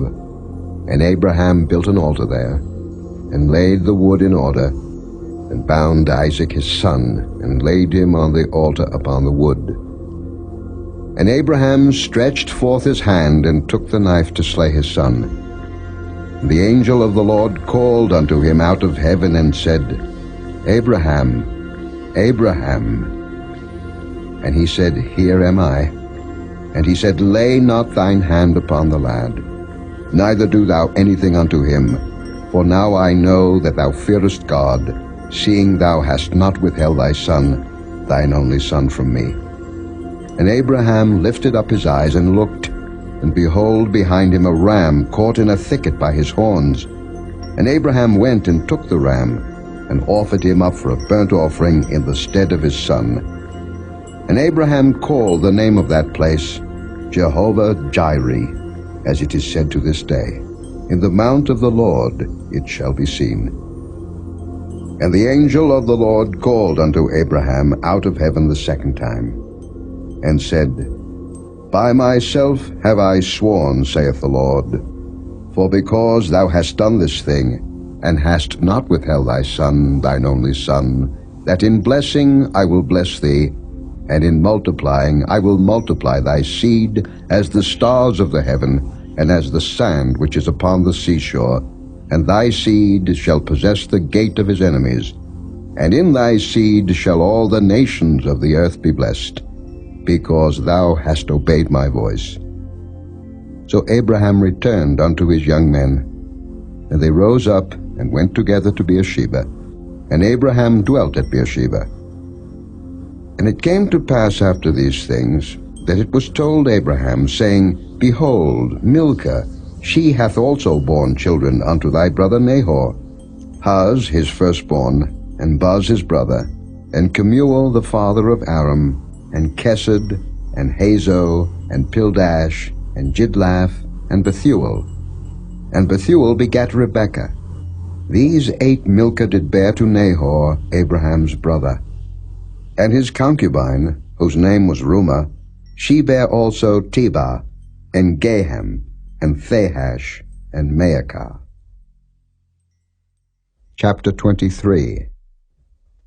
And Sarah was 127 years old. These were the years of the life of Sarah. And Sarah died in Kirjath Arba, the same as Hebron in the land of Canaan. And Abraham came to mourn for Sarah, and to weep for her. And Abraham stood up from before his dead, and spake unto the sons of Heth, saying, I am a stranger and a sojourner with you. Give me a possession of a burying place with you, that I may bury my dead out of my sight. And the children of Heth answered Abraham, saying unto him, Hear us, my Lord. Thou art a mighty prince among us. In the choice of our sepulchres bury thy dead. None of us shall withhold from thee his sepulchre, but that thou mayest bury thy dead. And Abraham stood up, and bowed himself to the people of the land, even to the children of Heth. And he communed with them, saying, If it be your mind that I should bury my dead out of my sight, hear me, and entreat for me to Ephron the son of Zohar, that he may give me the cave of Machpelah which he hath, which is in the end of his field. For as much money as it is worth, he shall give it me for a possession of a burying place amongst you. And Ephron dwelt among the children of Heth. And Ephron the Hittite answered Abraham in the audience of the children of Heth, even of all that went in at the gate of his city, saying, Nay, my Lord, hear me. The field give I thee, and the cave that is therein I give it thee. In the presence of the sons of my people give I it thee. Bury thy dead. And Abraham bowed down himself before the people of the land. And he spake unto Ephron in the audience of the people of the land, saying, But if thou wilt give it, I pray thee hear me. I will give thee money for the field. Take it of me, and I will bury my dead there. And Ephron answered Abraham, saying unto him, My Lord, hearken unto me. The land is worth 400 shekels of silver. What is that betwixt me and thee? Bury therefore thy dead. And Abraham hearkened unto Ephron, and Abraham weighed to Ephron the silver, which he had named in the audience of the sons of Heth, 400 shekels of silver, current money with the merchant. And the field of Ephron, which was in Machpelah, which was before Mamre, the field, and the cave which was therein, and all the trees that were in the field, that were in all the borders round about, were made sure unto Abraham for a possession in the presence of the children of Heth, before all that went in at the gate of his city. And after this, Abraham buried Sarah his wife in the cave of the field of Machpelah, before Mamre, the same as Hebron in the land of Canaan. And the field and the cave that is therein were made sure unto Abraham for a possession of a burying place by the sons of Heth. Chapter 24. And Abraham was old, and well stricken in age, and the Lord had blessed Abraham in all things. And Abraham said unto his eldest servant of his house, that ruled over all that he had, Put, I pray thee, thy hand under my thigh, and I will make thee swear by the Lord, the God of heaven, and the God of the earth, that thou shalt not take a wife unto my son of the daughters of the Canaanites, among whom I dwell. But thou shalt go unto my country, and to my kindred, and take a wife unto my son Isaac. And the servant said unto him, Peradventure the woman will not be willing to follow me unto this land. Must I needs bring thy son again unto the land from whence thou camest? And Abraham said unto him, Beware thou, that thou bring not my son thither again. The Lord God of heaven, which took me from my father's house, and from the land of my kindred, and which spake unto me, and that sware unto me, saying, Unto thy seed will I give this land. He shall send his angel before thee, and thou shalt take a wife unto my son from thence. And if the woman will not be willing to follow thee, then thou shalt be clear from this my oath, only bring not my son thither again. And the servant put his hand under the thigh of Abraham his master, and sware to him concerning that matter. And the servant took 10 camels of the camels of his master, and departed. For all the goods of his master were in his hand. And he arose, and went to Mesopotamia, unto the city of Nahor. And he made his camels to kneel down without the city by a well of water at the time of the evening, even the time that women go out to draw water. And he said, O Lord God of my master Abraham, I pray thee, send me good speed this day, and show kindness unto my master Abraham. Behold, I stand here by the well of water, and the daughters of the men of the city come out to draw water. And let it come to pass, that the damsel to whom I shall say, Let down thy pitcher, I pray thee, that I may drink. And she shall say, Drink, and I will give thy camels drink also. Let the same be she that thou hast appointed for thy servant Isaac. And thereby shall I know that thou hast showed kindness unto my master. And it came to pass, before he had done speaking, that behold, Rebekah came out, who was born to Bethuel, son of Milcah, the wife of Nahor, Abraham's brother, with her pitcher upon her shoulder. And the damsel was very fair to look upon, a virgin, neither had any man known her. And she went down to the well, and filled her pitcher, and came up. And the servant ran to meet her, and said, Let me, I pray thee, drink a little water of thy pitcher. And she said, Drink, my lord. And she hasted, and let down her pitcher upon her hand, and gave him drink. And when she had done giving him drink, she said, I will draw water for thy camels also, until they have done drinking. And she hasted, and emptied her pitcher into the trough, and ran again unto the well to draw water, and drew for all his camels. And the man wondering at her held his peace, to wit whether the Lord had made his journey prosperous or not. And it came to pass, as the camels had done drinking, that the man took a golden earring of 1/2 shekel weight, and 2 bracelets for her hands of 10 shekels weight of gold, and said, Whose daughter art thou? Tell me, I pray thee, is there room in thy father's house for us to lodge in? And she said unto him, I am the daughter of Bethuel, the son of Milcah, which he bare unto Nahor. She said moreover unto him, We have both straw and provender enough, and room to lodge in. And the man bowed down his head, and worshipped the Lord. And he said, Blessed be the Lord God of my master Abraham, who hath not left destitute my master of his mercy and his truth. I being in the way, the Lord led me to the house of my master's brethren. And the damsel ran, and told them of her mother's house these things. And Rebekah had a brother, and his name was Laban. And Laban ran out unto the man unto the well.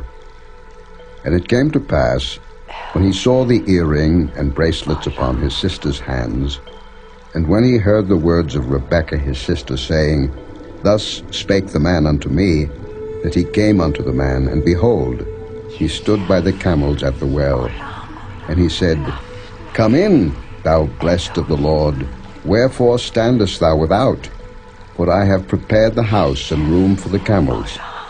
And the man came into the house, and he ungirded his camels, and gave straw and provender for the camels, and water to wash his feet, and the men's feet that were with him.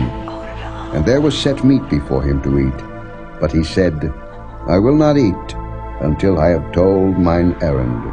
And he said, Speak on." And he said, "I am Abraham's servant, and the Lord hath blessed my master greatly, and he is become great, and he hath given him flocks and herds and silver and gold and men servants and maid servants and camels and asses. And Sarah my master's wife bare a son to my master when she was old, and unto him hath he given all that he hath. And my master made me swear, saying, Thou shalt not take a wife to my son of the daughters of the Canaanites, in whose land I dwell, but thou shalt go unto my father's house, and to my kindred, and take a wife unto my son. And I said unto my master, Peradventure the woman will not follow me. And he said unto me, The Lord, before whom I walk, will send his angel with thee, and prosper thy way. And thou shalt take a wife for my son of my kindred, and of my father's house. Then shalt thou be clear from this my oath, when thou comest to my kindred. And if they give not thee one, thou shalt be clear from my oath. And I came this day unto the well, and said, O Lord God of my master Abraham, if now thou do prosper my way which I go, behold, I stand by the well of water, and it shall come to pass, that when the virgin cometh forth to draw water, and I say to her, Give me, I pray thee, a little water of thy pitcher to drink, and she say to me, Both drink thou, and I will also draw for thy camels, let the same be the woman whom the Lord hath appointed out for my master's son. And before I had done speaking in mine heart, behold, Rebekah came forth with her pitcher on her shoulder, and she went down unto the well, and drew water. And I said unto her, Let me drink, I pray thee. And she made haste, and let down her pitcher from her shoulder, and said, Drink, and I will give thy camels drink also. So I drank, and she made the camels drink also. And I asked her, and said, Whose daughter art thou? And she said, The daughter of Bethuel, Nahor's son, whom Milcah bare unto him. And I put the earring upon her face, and the bracelets upon her hands. And I bowed down my head, and worshipped the Lord, and blessed the Lord God of my master Abraham, which had led me in the right way, to take my master's brother's daughter unto his son. And now if ye will deal kindly and truly with my master, tell me, and if not, tell me, that I may turn to the right hand or to the left. Then Laban and Bethuel answered and said, The thing proceedeth from the Lord. We cannot speak unto thee bad or good. Behold, Rebekah is before thee. Take her, and go, and let her be thy master's son's wife, as the Lord hath spoken. And it came to pass, that when Abraham's servant heard their words, he worshipped the Lord, bowing himself to the earth. And the servant brought forth jewels of silver, and jewels of gold, and raiment, and gave them to Rebekah. He gave also to her brother and to her mother precious things. And they did eat and drink, he and the men that were with him, and tarried all night. And they rose up in the morning, and he said, Send me away unto my master. And her brother and her mother said, Let the damsel abide with us a few days, at the least 10. After that she shall go. And he said unto them, Hinder me not, seeing the Lord hath prospered my way. Send me away, that I may go to my master. And they said, We will call the damsel, and inquire at her mouth. And they called Rebekah, and said unto her, Wilt thou go with this man? And she said, I will go. And they sent away Rebekah their sister, and her nurse, and Abraham's servant, and his men. And they blessed Rebekah, and said unto her, Thou art our sister. Be thou the mother of thousands of millions, and let thy seed possess the gate of those which hate them. And Rebekah arose, and her damsels, and they rode upon the camels, and followed the man. And the servant took Rebekah, and went his way. And Isaac came from the way of the well, Lahairoi, for he dwelt in the south country. And Isaac went out to meditate in the field at the eventide. And he lifted up his eyes, and saw, and behold, the camels were coming. And Rebekah lifted up her eyes, and when she saw Isaac, she lighted off the camel. For she had said unto the servant, What man is this that walketh in the field to meet us? And the servant had said, It is my master. Therefore she took a veil and covered herself. And the servant told Isaac all things that he had done. And Isaac brought her into his mother Sarah's tent, and took Rebekah, and she became his wife, and he loved her. And Isaac was comforted after his mother's death. Chapter 25. Then again Abraham took a wife, and her name was Keturah. And she bare him Zimran, and Jokshan, and Medan, and Midian, and Ishbak, and Shua. And Jokshan begat Sheba, and Dedan. And the sons of Dedan were Ashuram, and Letushim, and Leammon. And the sons of Midian, Ephah, and Ephah, and Hanok, and Abida, and Eldaah. All these were the children of Keturah. And Abraham gave all that he had unto Isaac. But unto the sons of the concubines, which Abraham had, Abraham gave gifts, and sent them away from Isaac his son, while he yet lived eastward, unto the east country. And these are the days of the years of Abraham's life which he lived, 160 years. Then Abraham gave up the ghost, and died in a good old age, an old man and full of years, and was gathered to his people. And his sons Isaac and Ishmael buried him in the cave of Machpelah, in the field of Ephron the son of Zoar the Hittite, which is before Mamre. The field which Abraham purchased of the sons of Heth, there was Abraham buried, and Sarah his wife. And it came to pass after the death of Abraham, that God blessed his son Isaac, and Isaac dwelt by the well Lahairoi. Now these are the generations of Ishmael, Abraham's son, whom Hagar the Egyptian, Sarah's handmaid, bare unto Abraham. And these are the names of the sons of Ishmael, by their names according to their generations. The firstborn of Ishmael, Nebajoth, and Kedar, and Adbeel, and Mibsam, and Mishma, and Dumah, and Massa, Hadar, and Tema, Jether, Naphish, and Kedemah. These are the sons of Ishmael, and these are their names, by their towns and by their castles, 12 princes according to their nations. And these are the years of the life of Ishmael, 137 years. And he gave up the ghost and died, and was gathered unto his people.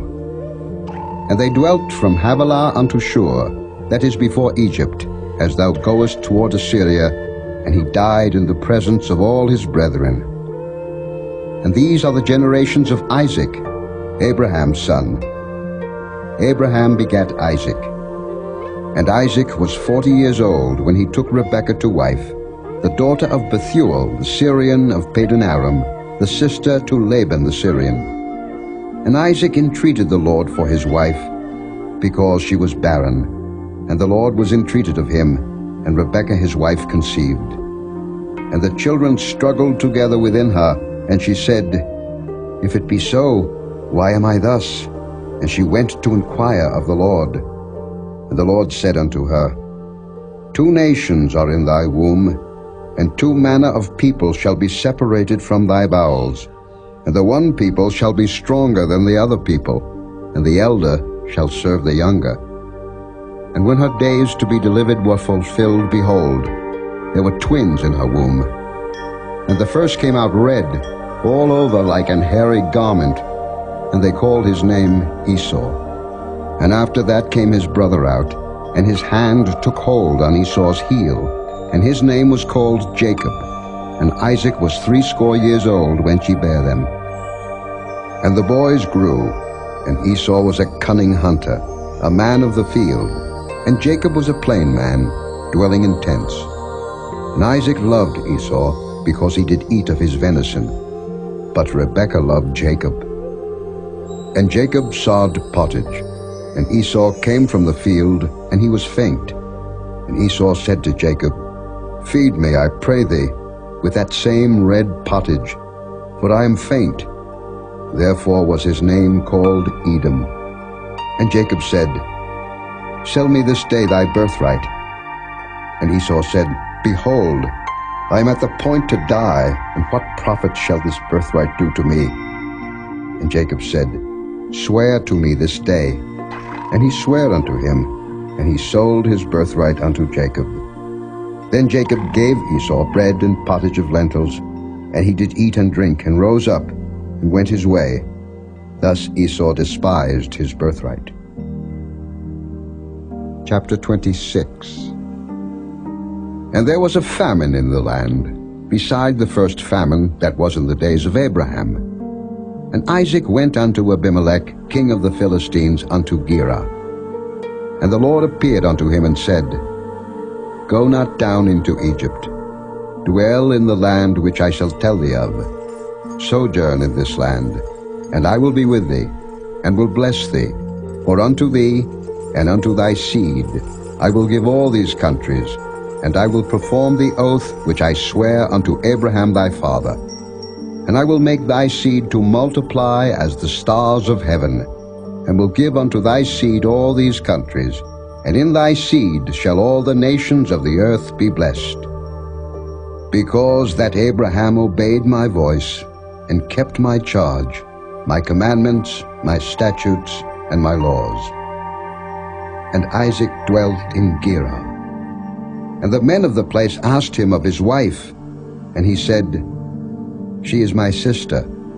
For he feared to say, She is my wife, lest, said he, the men of the place should kill me for Rebekah, because she was fair to look upon. And it came to pass, when he had been there a long time, that Abimelech, king of the Philistines, looked out at a window, and saw, and behold, Isaac was sporting with Rebekah his wife.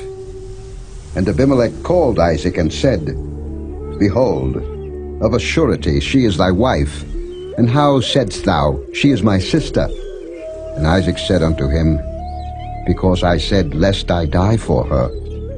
And Abimelech said, What is this thou hast done unto us?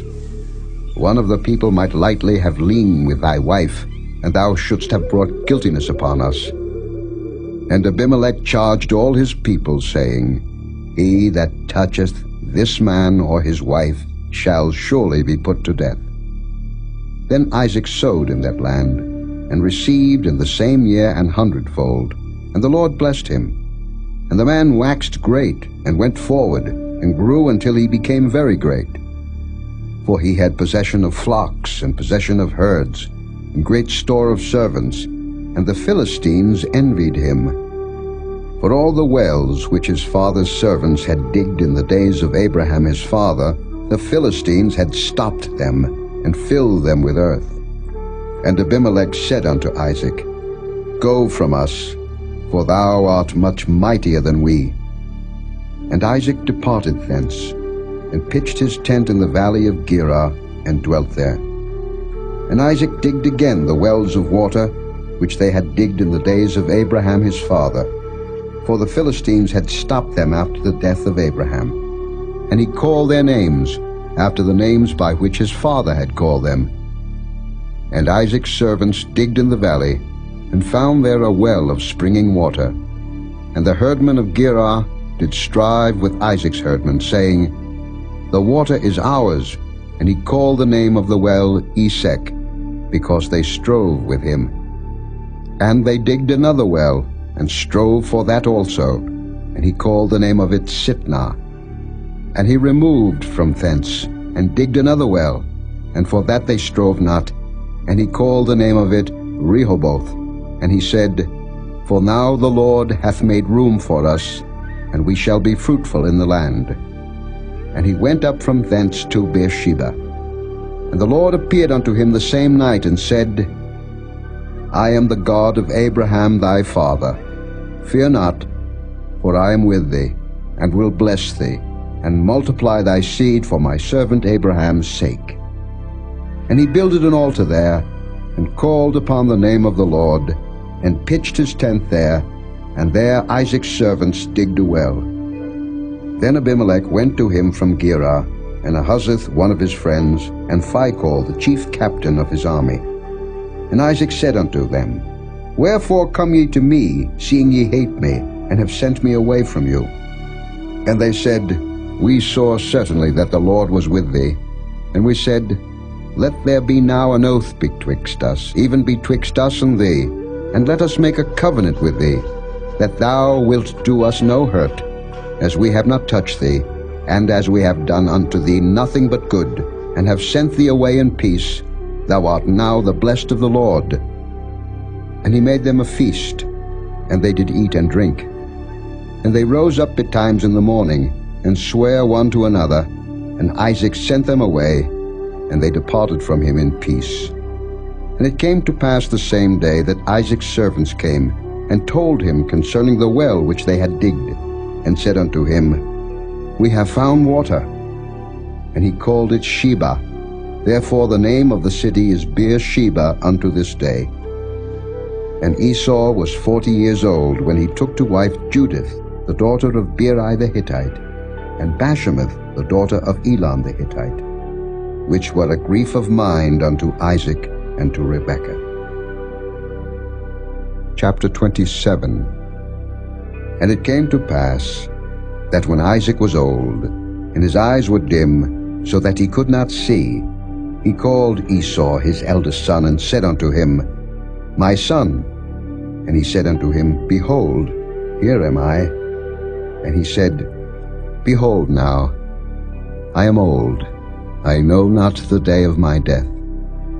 Now therefore take, I pray thee, thy weapons, thy quiver, and thy bow, and go out to the field, and take me some venison, and make me savory meat, such as I love, and bring it to me, that I may eat, that my soul may bless thee before I die.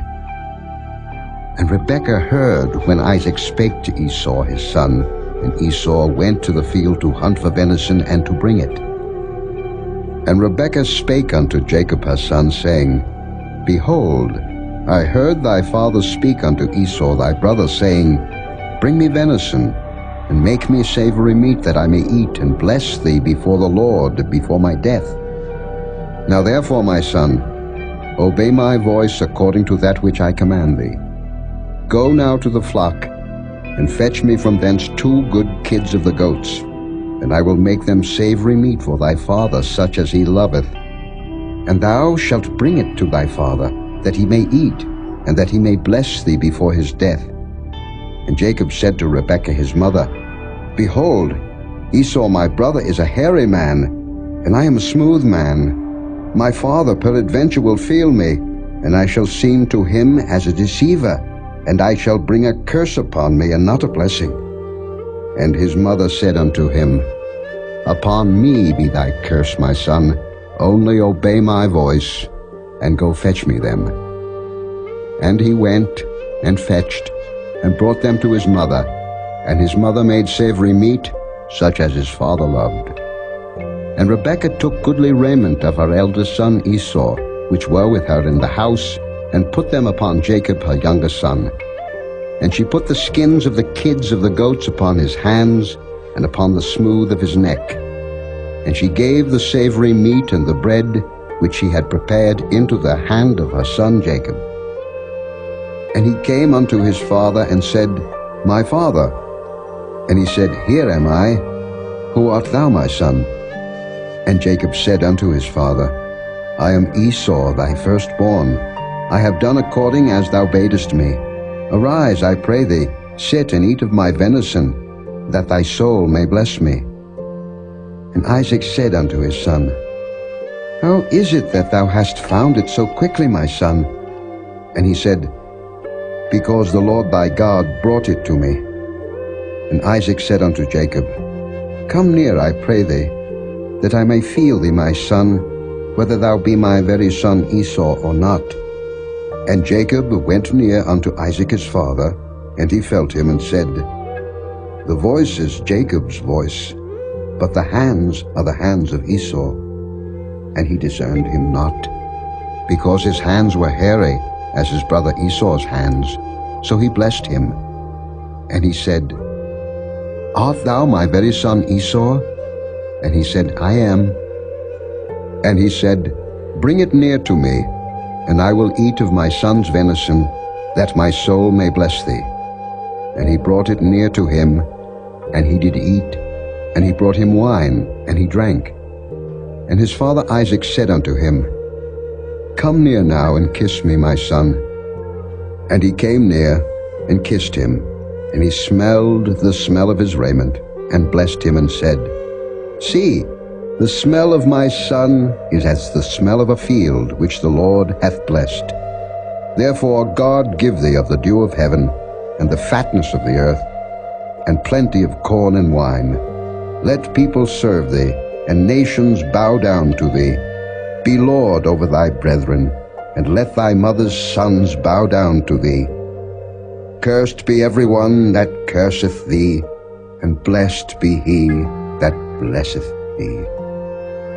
And it came to pass, as soon as Isaac had made an end of blessing Jacob, and Jacob was yet scarce gone out from the presence of Isaac his father, that Esau his brother came in from his hunting.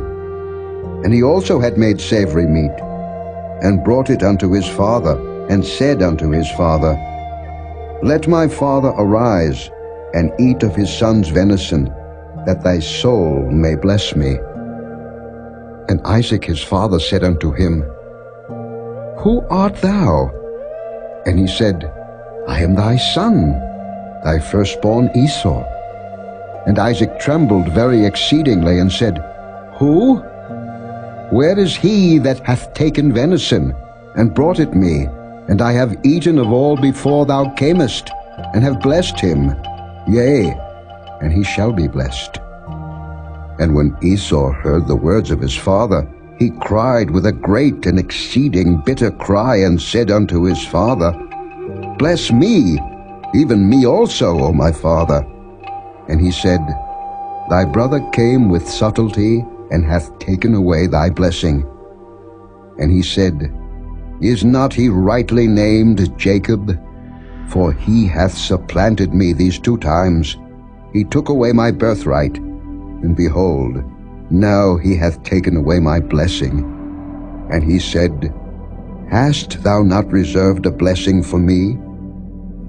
And Isaac answered and said unto Esau, Behold, I have made him thy lord, and all his brethren have I given to him for servants, and with corn and wine have I sustained him. And what shall I do now unto thee, my son? And Esau said unto his father, Hast thou but one blessing, my father? Bless me, even me also, O my father.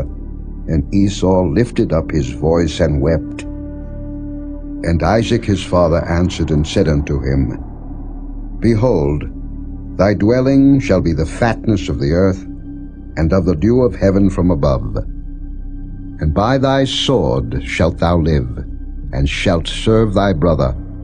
And it shall come to pass, when thou shalt have the dominion, that thou shalt break his yoke from off thy neck. And Esau hated Jacob because of the blessing wherewith his father blessed him. And Esau said in his heart, The days of mourning for my father are at hand. Then will I slay my brother Jacob. And these words of Esau her elder son were told to Rebekah. And she sent and called Jacob her younger son, and said unto him, Behold, thy brother Esau, as touching thee, doth comfort himself, purposing to kill thee.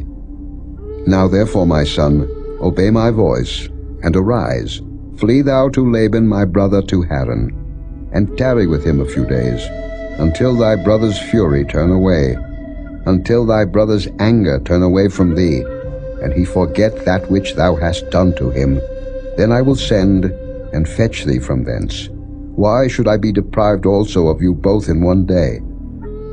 And Rebekah said to Isaac, I am weary of my life because of the daughters of Heth. If Jacob take a wife of the daughters of Heth, such as these which are of the daughters of the land, what good shall my life do me? Chapter 28. And Isaac called Jacob, and blessed him, and charged him, and said unto him, Thou shalt not take a wife of the daughters of Canaan. Arise, go to Padan Aram, to the house of Bethuel thy mother's father, and take thee a wife from thence of the daughters of Laban thy mother's brother. And God Almighty bless thee, and make thee fruitful, and multiply thee, that thou mayest be a multitude of people, and give thee the blessing of Abraham to thee, and to thy seed with thee, that thou mayest inherit the land wherein thou art a stranger, which God gave unto Abraham. And Isaac sent away Jacob, and he went to Padan Aram unto Laban, son of Bethuel the Syrian, the brother of Rebekah, Jacob's and Esau's mother. When Esau saw that Isaac had blessed Jacob, and sent him away to Padan Aram, to take him a wife from thence, and that as he blessed him he gave him a charge, saying, Thou shalt not take a wife of the daughters of Canaan, and that Jacob obeyed his father and his mother, and was gone to Padan Aram. And Esau, seeing that the daughters of Canaan pleased not Isaac his father, then went Esau unto Ishmael, and took unto the wives which he had Mahalath the daughter of Ishmael, Abraham's son, the sister of Nebajoth, to be his wife. And Jacob went out from Beersheba, and went toward Haran. And he lighted upon a certain place, and tarried there all night, because the sun was set. And he took of the stones of that place, and put them for his pillows, and lay down in that place to sleep. And he dreamed, and behold, a ladder set up on the earth, and the top of it reached to heaven. And behold, the angels of God ascending and descending on it. And behold, the Lord stood above it, and said, I am the Lord God of Abraham thy father, and the God of Isaac. The land whereon thou liest, to thee will I give it, and to thy seed. And thy seed shall be as the dust of the earth, and thou shalt spread abroad to the west, and to the east, and to the north, and to the south. And in thee and in thy seed shall all the families of the earth be blessed. And behold, I am with thee, and will keep thee in all places whither thou goest, and will bring thee again into this land. For I will not leave thee, until I have done that which I have spoken to thee of. And Jacob awaked out of his sleep, and he said, Surely the Lord is in this place, and I knew it not. And he was afraid, and said, How dreadful is this place! This is none other but the house of God, and this is the gate of heaven. And Jacob rose up early in the morning, and took the stone that he had put for his pillows, and set it up for a pillar, and poured oil upon the top of it. And he called the name of that place Bethel, but the name of that city was called Luz at the first. And Jacob vowed a vow, saying, If God will be with me, and will keep me in this way that I go, and will give me bread to eat, and raiment to put on, so that I come again to my father's house in peace, then shall the Lord be my God, and this stone, which I have set for a pillar, shall be God's house, and of all that thou shalt give me, I will surely give the 10th unto thee. Chapter 29. Then Jacob went on his journey, and came into the land of the people of the east. And he looked, and behold, a well in the field, and lo, there were 3 flocks of sheep lying by it. For out of that well they watered the flocks, and a great stone was upon the well's mouth. And thither were all the flocks gathered. And they rolled the stone from the well's mouth, and watered the sheep, and put the stone again upon the well's mouth in his place. And Jacob said unto them, My brethren, whence be ye? And they said, Of Haran are we. And he said unto them, Know ye Laban the son of Nahor? And they said, We know him. And he said unto them, Is he well? And they said, He is well. And behold, Rachel his daughter cometh with the sheep. And he said, Lo, it is yet high day, neither is it time that the cattle should be gathered together. Water ye the sheep, and go and feed them. And they said, We cannot, until all the flocks be gathered together, until they roll the stone from the well's mouth. Then we water the sheep. And while he yet spake with them, Rachel came with her father's sheep, for she kept them. And it came to pass, when Jacob saw Rachel the daughter of Laban his mother's brother, and the sheep of Laban his mother's brother, that Jacob went near, and rolled the stone from the well's mouth, and watered the flock of Laban his mother's brother. And Jacob kissed Rachel, and lifted up his voice, and wept. And Jacob told Rachel that he was her father's brother, and that he was Rebekah's son, and she ran and told her father. And it came to pass, when Laban heard the tidings of Jacob his sister's son, that he ran to meet him, and embraced him, and kissed him, and brought him to his house. And he told Laban all these things. And Laban said to him, Surely thou art my bone and my flesh. And he abode with him the space of a month. And Laban said unto Jacob, Because thou art my brother, shouldest thou therefore serve me for naught? Tell me, what shall thy wages be? And Laban had 2 daughters. The name of the elder was Leah, and the name of the younger was Rachel. Leah was tender-eyed, but Rachel was beautiful and well-favored. And Jacob loved Rachel, and said, I will serve thee 7 years for Rachel thy younger daughter. And Laban said, It is better that I give her to thee, than that I should give her to another man. Abide with me. And Jacob served 7 years for Rachel, and they seemed unto him but a few days, for the love he had to her. And Jacob said unto Laban, Give me my wife, for my days are fulfilled, that I may go in unto her. And Laban gathered together all the men of the place, and made a feast. And it came to pass in the evening, that he took Leah his daughter, and brought her to him, and he went in unto her. And Laban gave unto his daughter Leah Zilpah his maid for an handmaid. And it came to pass, that in the morning, behold, it was Leah. And he said to Laban, What is this that thou hast done unto me? Did not I serve with thee for Rachel? Wherefore then hast thou beguiled me? And Laban said, It must not be so done in our country, to give the younger before the firstborn. Fulfill her week, and we will give thee this also for the service which thou shalt serve with me yet 7 other years. And Jacob did so, and fulfilled her week, and he gave him Rachel his daughter to wife also. And Laban gave to Rachel his daughter Bilhah his handmaid to be her maid. And he went in also unto Rachel, and he loved also Rachel more than Leah, and served with him yet 7 other years. And when the Lord saw that Leah was hated, he opened her womb, but Rachel was barren. And Leah conceived, and bare a son, and she called his name Reuben, for she said, Surely the Lord hath looked upon my affliction, now therefore my husband will love me. And she conceived again, and bare a son, and said, Because the Lord hath heard that I was hated, he hath therefore given me this son also. And she called his name Simeon.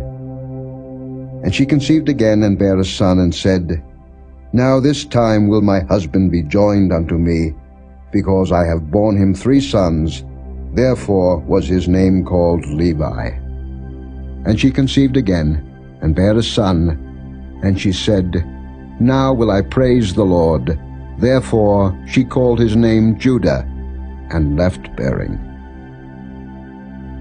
Chapter 30. And when Rachel saw that she bare Jacob no children, Rachel envied her sister, and said unto Jacob, Give me children, or else I die.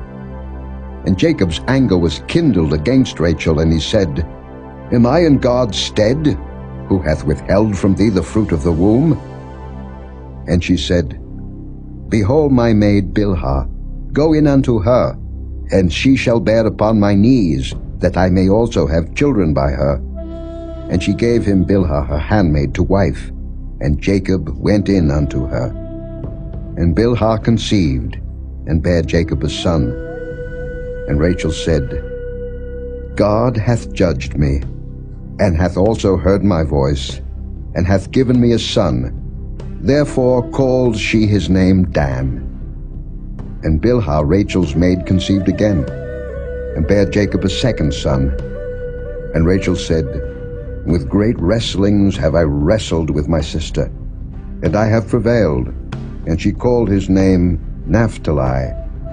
When Leah saw that she had left bearing, she took Zilpah her maid, and gave her Jacob to wife.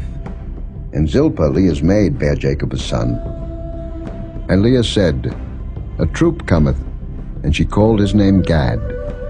And Zilpah, Leah's maid, bare Jacob a second son. And Leah said, Happy am I, for the daughters will call me blessed. And she called his name Asher. And Reuben went in the days of wheat harvest, and found mandrakes in the field, and brought them unto his mother Leah. Then Rachel said to Leah, Give me, I pray thee, of thy son's mandrakes. And she said unto her, Is it a small matter that thou hast taken my husband? And wouldest thou take away my son's mandrakes also? And Rachel said, Therefore he shall lie with thee tonight for thy son's mandrakes. And Jacob came out of the field in the evening, and Leah went out to meet him, and said, Thou must come in unto me, for surely I have hired thee with my son's mandrakes. And he lay with her that night. And God hearkened unto Leah, and she conceived, and bare Jacob the fifth son. And Leah said, God hath given me my hire, because I have given my maiden to my husband. And she called his name Issachar. And Leah conceived again, and bare Jacob the sixth son. And Leah said, God hath endued me with a good dowry. Now will my husband dwell with me, because I have borne him 6 sons. And she called his name Zebulun. And afterward she bare a daughter, and called her name Dinah. And God remembered Rachel, and God hearkened to her, and opened her womb. And she conceived, and bare a son, and said, God hath taken away my reproach. And she called his name Joseph, and said, The Lord shall add to me another son. And it came to pass, when Rachel had borne Joseph, that Jacob said unto Laban, Send me away, that I may go unto mine own place, and to my country. Give me my wives and my children, for whom I have served thee, and let me go. For thou knowest my service which I have done thee. And Laban said unto him, I pray thee, if I have found favor in thine eyes, tarry. For I have learned by experience that the Lord hath blessed me for thy sake. And he said, Appoint me thy wages, and I will give it. And he said unto him, Thou knowest how I have served thee, and how thy cattle was with me.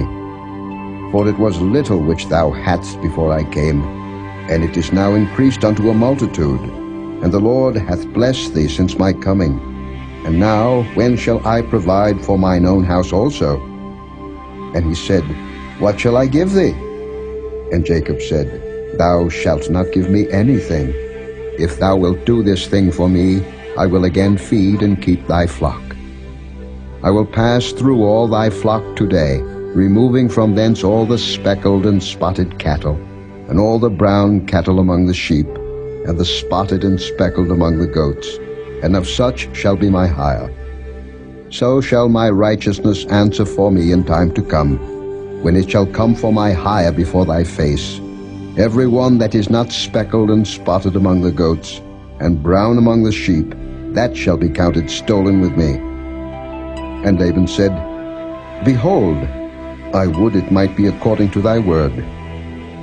And he removed that day the he-goats that were ring-straked and spotted, and all the she-goats that were speckled and spotted, and every one that had some white in it, and all the brown among the sheep, and gave them into the hand of his sons. And he set 3 days' journey betwixt himself and Jacob, and Jacob fed the rest of Laban's flocks. And Jacob took him rods of green poplar, and of the hazel and chestnut tree, and pilled white strakes in them, and made the white appear which was in the rods. And he set the rods which he had pilled before the flocks in the gutters and the watering troughs when the flocks came to drink. that they should conceive when they came to drink. And the flocks conceived before the rods, and brought forth cattle ring-straked, speckled, and spotted. And Jacob did separate the lambs, and set the faces of the flocks toward the ring-straked, and all the brown in the flock of Laban. And he put his own flocks by themselves, and put them not unto Laban's cattle. And it came to pass, whensoever the stronger cattle did conceive, that Jacob laid the rods before the eyes of the cattle in the gutters, that they might conceive among the rods. But when the cattle were feeble, he put them not in. So the feebler were Laban's, and the stronger Jacob's. And the man increased exceedingly, and had much cattle, and maidservants, and menservants, and camels, and asses. Chapter 31. And he heard the words of Laban's sons, saying, Jacob hath taken away all that was our father's, and of that which was our father's hath he gotten all this glory. And Jacob beheld the countenance of Laban, and behold, it was not toward him as before. And the Lord said unto Jacob, Return unto the land of thy fathers, and to thy kindred, and I will be with thee. And Jacob sent and called Rachel and Leah to the field unto his flock, and said unto them, I see your father's countenance, that it is not toward me as before, but the God of my father hath been with me. And ye know that with all my power I have served your father.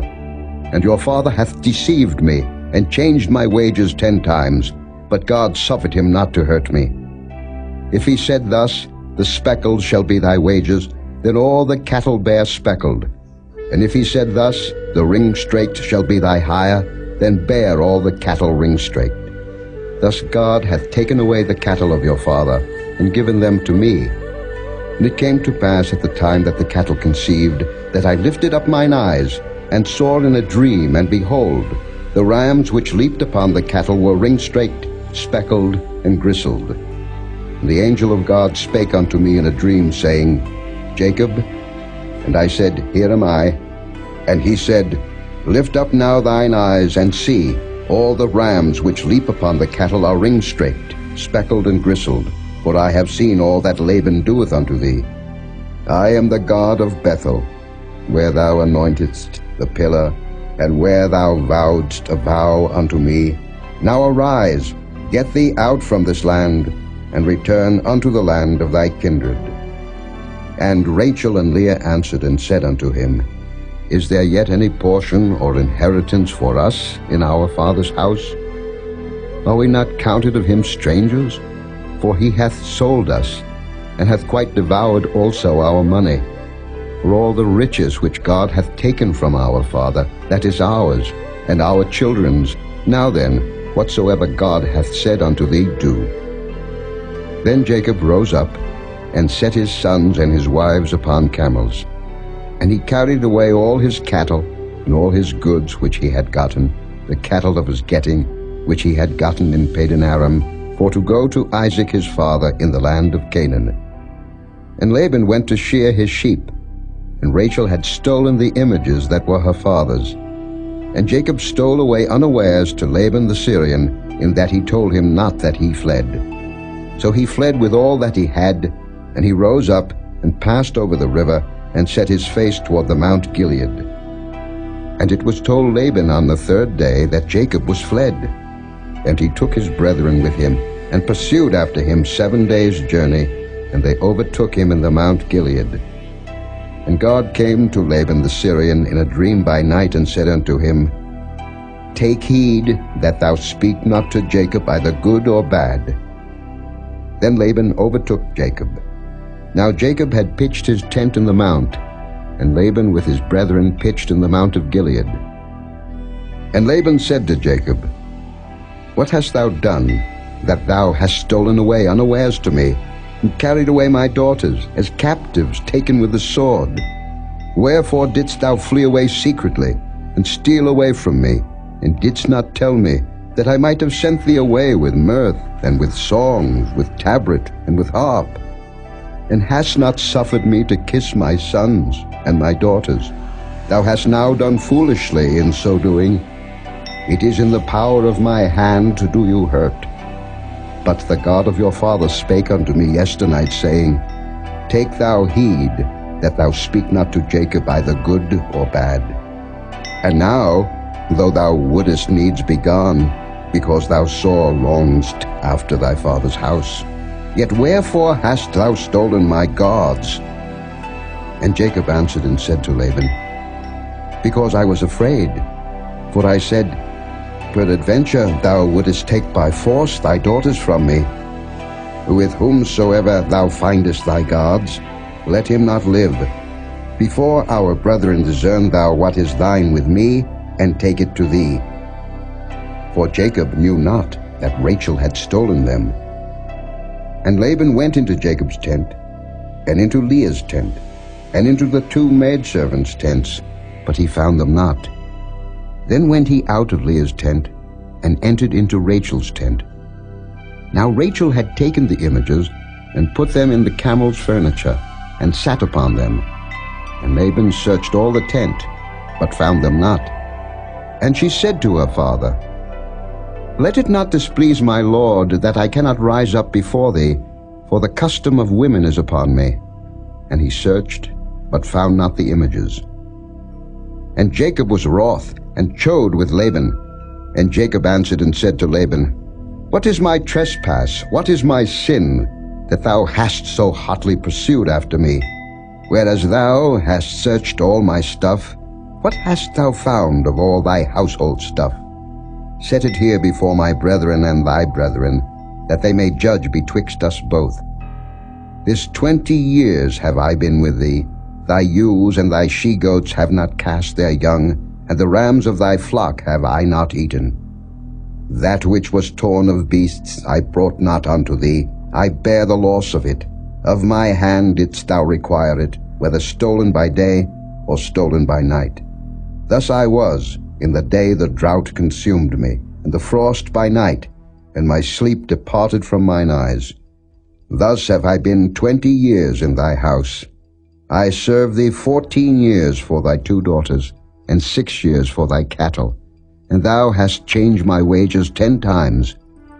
Except the God of my father, the God of Abraham, and the fear of Isaac had been with me, surely thou hadst sent me away now empty. God hath seen mine affliction and the labor of my hands, and rebuked thee yesternight. And Laban answered and said unto Jacob, These daughters are my daughters, and these children are my children, and these cattle are my cattle, and all that thou seest is mine. And what can I do this day unto these my daughters, or unto their children which they have borne? Now therefore come thou, let us make a covenant, I and thou, and let it be for a witness between me and thee. And Jacob took a stone, and set it up for a pillar. And Jacob said unto his brethren, Gather stones. And they took stones, and made an heap, and they did eat there upon the heap. And Laban called it Jegar-sahadutha, but Jacob called it Galeed. And Laban said, This heap is a witness between me and thee this day. Therefore was the name of it called Galeed and Mizpah. For he said, The Lord watch between me and thee, when we are absent one from another. If thou shalt afflict my daughters, or if thou shalt take other wives beside my daughters, no man is with us. See, God is witness betwixt me and thee. And Laban said to Jacob, Behold this heap, and behold this pillar, which I have cast betwixt me and thee. This heap be witness, and this pillar be witness, that I will not pass over this heap to thee, and that thou shalt not pass over this heap and this pillar unto me for harm. The God of Abraham, and the God of Nahor, the God of their father, judge betwixt us. And Jacob sware by the fear of his father Isaac. Then Jacob offered sacrifice upon the mount, and called his brethren to eat bread. And they did eat bread, and tarried all night in the mount. And early in the morning Laban rose up, and kissed his sons and his daughters, and blessed them. And Laban departed, and returned unto his place. Chapter 32. And Jacob went on his way, and the angels of God met him. And when Jacob saw them, he said, "This is God's host." And he called the name of that place Mahanaim. And Jacob sent messengers before him to Esau his brother unto the land of Seir, the country of Edom. And he commanded them, saying, "Thus shall ye speak unto my lord Esau. Thy servant Jacob saith thus, I have sojourned with Laban, and stayed there until now. And I have oxen, and asses, flocks, and men servants, and women servants, and I have sent to tell my lord, that I may find grace in thy sight." And the messengers returned to Jacob, saying, "We came to thy brother Esau, and also he cometh to meet thee, and 400 men with him." Then Jacob was greatly afraid and distressed, and he divided the people that was with him, and the flocks and herds and the camels, into 2 bands, and said, "If Esau come to the one company and smite it, then the other company which is left shall escape." And Jacob said, "O God of my father Abraham, and God of my father Isaac, the Lord which saidst unto me, Return unto thy country and to thy kindred, and I will deal well with thee. I am not worthy of the least of all the mercies, and of all the truth which thou hast showed unto thy servant. For with my staff I passed over this Jordan, and now I am become 2 bands. Deliver me, I pray thee, from the hand of my brother, from the hand of Esau, for I fear him, lest he will come and smite me, and the mother with the children. And thou saidst, I will surely do thee good, and make thy seed as the sand of the sea, which cannot be numbered for multitude." And he lodged there that same night, and took of that which came to his hand a present for Esau his brother, 200 she-goats, and 20 he-goats, 200 ewes, and 20 rams, 30 milch camels with their colts, 40 kine, and 10 bulls, 20 she-asses, and 10 foals. And he delivered them into the hand of his servants, every drove by themselves, and said unto his servants, Pass over before me, and put a space betwixt drove and drove. And he commanded the foremost, saying, When Esau my brother meeteth thee, and asketh thee, saying, Whose art thou? And whither goest thou? And whose are these before thee? Then thou shalt say, They be thy servant Jacob's. It is a present sent unto my lord Esau, and behold, also he is behind us. And so commanded he the second and the third, and all that followed the drove, saying, On this manner shall ye speak unto Esau when ye find him. And say ye moreover, Behold, thy servant Jacob is behind us. For he said, I will appease him with the present that goeth before me, and afterward I will see his face. Peradventure he will accept of me. So went the present over before him, and himself lodged that night in the company. And he rose up that night, and took his 2 wives, and his 2 women servants, and his 11 sons, and passed over the ford Jabbok. And he took them, and sent them over the brook, and sent over that he had. And Jacob was left alone, and there wrestled a man with him until the breaking of the day. And when he saw that he prevailed not against him, he touched the hollow of his thigh, and the hollow of Jacob's thigh was out of joint as he wrestled with him. And he said, Let me go, for the day breaketh. And he said, I will not let thee go, except thou bless me. And he said unto him, What is thy name? And he said, Jacob. And he said, Thy name shall be called no more Jacob, but Israel. For as a prince hast thou power with God and with men, and hast prevailed. And Jacob asked him and said, Tell me, I pray thee, thy name. And he said, Wherefore is it that thou dost ask after my name? And he blessed him there. And Jacob called the name of the place Peniel, For I have seen God face to face, and my life is preserved. And as he passed over Penuel, the sun rose upon him, and he halted upon his thigh. Therefore the children of Israel eat not of the sinew which shrank, which is upon the hollow of the thigh unto this day, because he touched the hollow of Jacob's thigh in the sinew that shrank. Chapter 33.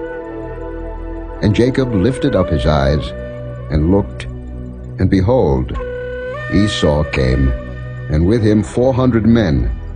And he divided the children unto Leah, and unto Rachel, and unto the 2 handmaids. And he put the handmaids and their children foremost, and Leah and her children after, and Rachel and Joseph hindermost. And he passed over before them, and bowed himself to the ground 7 times, until he came near to his brother. And Esau ran to meet him, and embraced him, and fell on his neck, and kissed him, and they wept. And he lifted up his eyes, and saw the women and the children, and said, Who are those with thee? And he said, The children which God hath graciously given thy servant.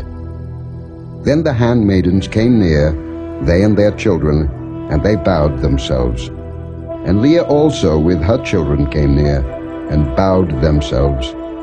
And after came Joseph near, and Rachel, and they bowed themselves. And he said, What meanest thou by all this drove which I met? And he said, These are to find grace in the sight of my Lord. And Esau said, I have enough, my brother. Keep that thou hast unto thyself. And Jacob said, Nay, I pray thee, if now I have found grace in thy sight, then receive my present at my hand. For therefore I have seen thy face, as though I had seen the face of God, and thou wast pleased with me. Take, I pray thee, my blessing that is brought to thee, because God hath dealt graciously with me, and because I have enough. And he urged him, and he took it. And he said, Let us take our journey, and let us go, and I will go before thee. And he said unto him, My Lord knoweth that the children are tender, and the flocks and herds with young are with me. And if men should overdrive them one day, all the flock will die. Let my Lord, I pray thee, pass over before his servant, and I will lead on softly, according as the cattle that goeth before me, and the children be able to endure, until I come unto my Lord unto Seir. And Esau said, Let me now lead with thee some of the folk that are with me. And he said, What needeth it? Let me find grace in the sight of my Lord. So Esau returned that day on his way unto Seir. And Jacob journeyed to Succoth, and built him an house, and made booths for his cattle. Therefore the name of the place is called Succoth. And Jacob came to Shalem, a city of Shechem, which is in the land of Canaan, when he came from Padan Aram, and pitched his tent before the city. And he bought a parcel of a field, where he had spread his tent, at the hand of the children of Hamor, Shechem's father, for 100 pieces of money. And he erected there an altar, and called it El-Elohe Israel. Chapter 34. And Dinah the daughter of Leah, which she bare unto Jacob, went out to see the daughters of the land. And when Shechem the son of Hamor the Hivite, prince of the country, saw her, he took her, and lay with her, and defiled her. And his soul clave unto Dinah the daughter of Jacob, and he loved the damsel, and spake kindly unto the damsel. And Shechem spake unto his father Hamor, saying, Get me this damsel to wife. And Jacob heard that he had defiled Dinah his daughter.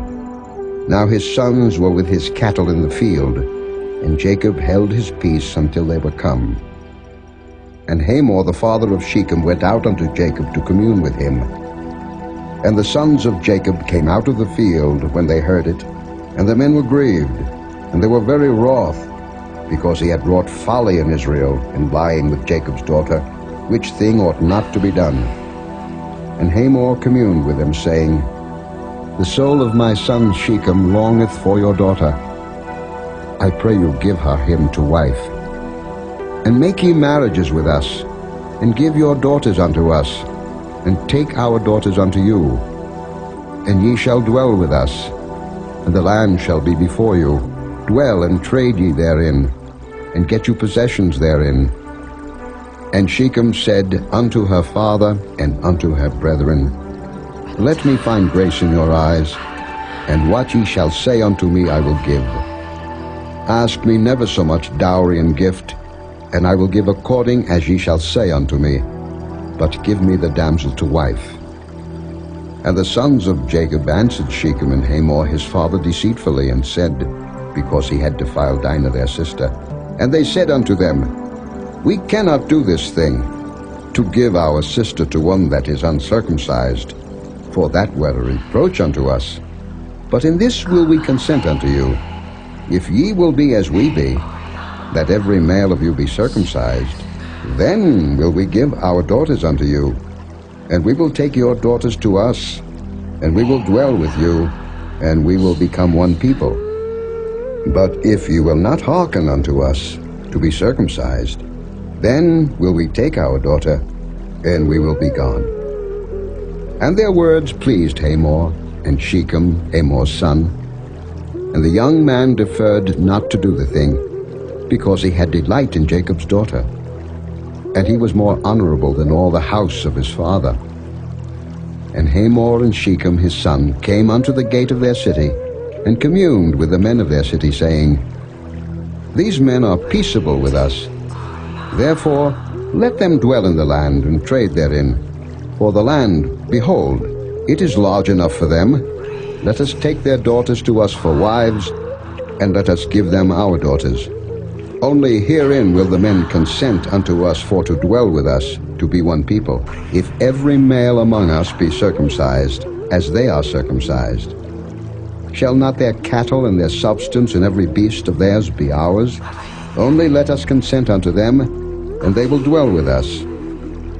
And unto Hamor and unto Shechem his son hearkened all that went out of the gate of his city, and every male was circumcised, all that went out of the gate of his city.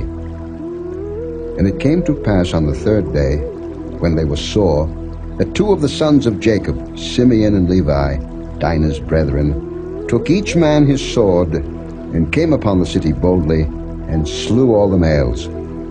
And they slew Hamor and Shechem his son with the edge of the sword, and took Dinah out of Shechem's house, and went out. The sons of Jacob came upon the slain, and spoiled the city, because they had defiled their sister. They took their sheep, and their oxen, and their asses, and that which was in the city, and that which was in the field, and all their wealth, and all their little ones, and their wives took they captive, and spoiled even all that was in the house. And Jacob said to Simeon and Levi, Ye have troubled me to make me to stink among the inhabitants of the land, among the Canaanites and the Perizzites, and I being few in number, they shall gather themselves together against me, and slay me, and I shall be destroyed, I and my house.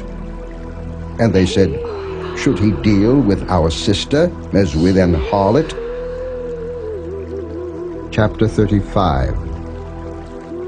And God said unto Jacob, Arise, go up to Bethel, and dwell there, and make there an altar unto God, that appeared unto thee when thou fleddest from the face of Esau thy brother. Then Jacob said unto his household, and to all that were with him, Put away the strange gods that are among you, and be clean, and change your garments. And let us arise, and go up to Bethel, and I will make there an altar unto God, who answered me in the day of my distress, and was with me in the way which I went. And they gave unto Jacob all the strange gods which were in their hand, and all their earrings which were in their ears. And Jacob hid them under the oak which was by Shechem. And they journeyed, and the terror of God was upon the cities that were round about them, and they did not pursue after the sons of Jacob. So Jacob came to Luz, which is in the land of Canaan, that is Bethel, he and all the people that were with him. And he built there an altar, and called the place El Bethel, because there God appeared unto him when he fled from the face of his brother. But Deborah, Rebekah's nurse, died, and she was buried beneath Bethel under an oak, and the name of it was called Allon-Bacuth. And God appeared unto Jacob again, when he came out of Padan Aram, and blessed him. And God said unto him, Thy name is Jacob. Thy name shall not be called any more Jacob, but Israel shall be thy name. And he called his name Israel. And God said unto him, I am God Almighty. Be fruitful and multiply. A nation and a company of nations shall be of thee, and kings shall come out of thy loins. And the land which I gave Abraham and Isaac, to thee I will give it, and to thy seed after thee will I give the land. And God went up from him in the place where he talked with him. And Jacob set up a pillar in the place where he talked with him, even a pillar of stone. And he poured a drink offering thereon, and he poured oil thereon. And Jacob called the name of the place where God spake with him, Bethel. And they journeyed from Bethel, and there was but a little way to come to Ephrath, and Rachel travailed, and she had hard labor. And it came to pass, when she was in hard labor, that the midwife said unto her, Fear not, thou shalt have this son also. And it came to pass, as her soul was in departing, for she died, that she called his name Benoni, but his father called him Benjamin. And Rachel died, and was buried in the way to Ephrath, which is Bethlehem. And Jacob set a pillar upon her grave. That is the pillar of Rachel's grave unto this day. And Israel journeyed, and spread his tent beyond the tower of Edar. And it came to pass, when Israel dwelt in that land, that Reuben went and lay with Bilhah his father's concubine, and Israel heard it. Now the sons of Jacob were 12. The sons of Leah, Reuben, Jacob's firstborn, and Simeon, and Levi, and Judah, and Issachar, and Zebulun. The sons of Rachel, Joseph, and Benjamin. And the sons of Bilhah, Rachel's handmaid, Dan, and Naphtali. And the sons of Zilpah, Leah's handmaid, Gad, and Asher. These are the sons of Jacob, which were born to him in Padan Aram. And Jacob came unto Isaac his father unto Mamre, unto the city of Arba, which is Hebron, where Abraham and Isaac sojourned. And the days of Isaac were 180 years. And Isaac gave up the ghost, and died, and was gathered unto his people, being old and full of days. And his sons Esau and Jacob buried him. Chapter 36. Now these are the generations of Esau, who is Edom. Esau took his wives of the daughters of Canaan, Adah, the daughter of Edom the Hittite, and Aholibamah, the daughter of Anah, the daughter of Zibeon the Hivite, and Bashemath, Ishmael's daughter, sister of Nebajor.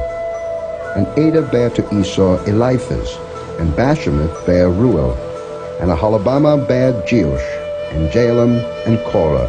These are the sons of Esau, which were born unto him in the land of Canaan. And Esau took his wives, and his sons, and his daughters, and all the persons of his house, and his cattle, and all his beasts, and all his substance, which he had got in the land of Canaan, and went into the country from the face of his brother Jacob.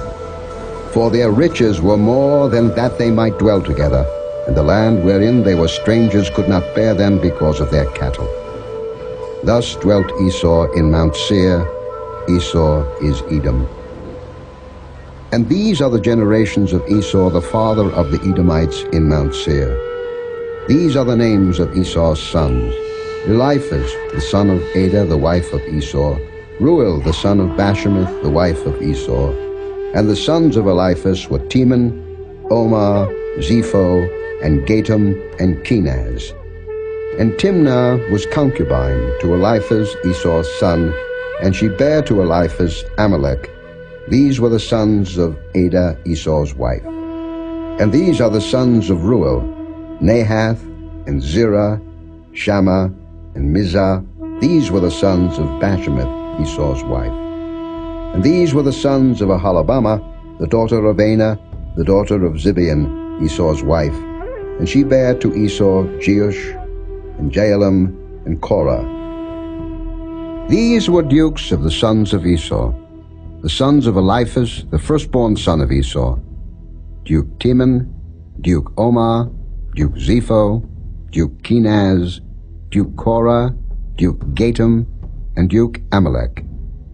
These are the dukes that came of Eliphaz in the land of Edom.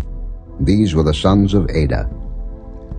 And these are the sons of Reuel, Esau's son, Duke Nahath, Duke Zerah, Duke Shammah, Duke Mizah. These are the dukes that came of Reuel in the land of Edom. These are the sons of Bashemath, Esau's wife. And these are the sons of Aholibamah, Esau's wife, Duke Jeush, Duke Jaalam, Duke Korah. These were the dukes that came of Aholibamah, the daughter of Anah, Esau's wife. These are the sons of Esau, who is Edom, and these are their dukes. These are the sons of Seir the Horite, who inhabited the land, Lotan, and Shobal, and Zibeon, and Anah, and Dishon, and Ezer, and Dishan. These are the dukes of the Horites, the children of Seir in the land of Edom. And the children of Lotan were Hori, and Hemam, and Lotan's sister was Timnah.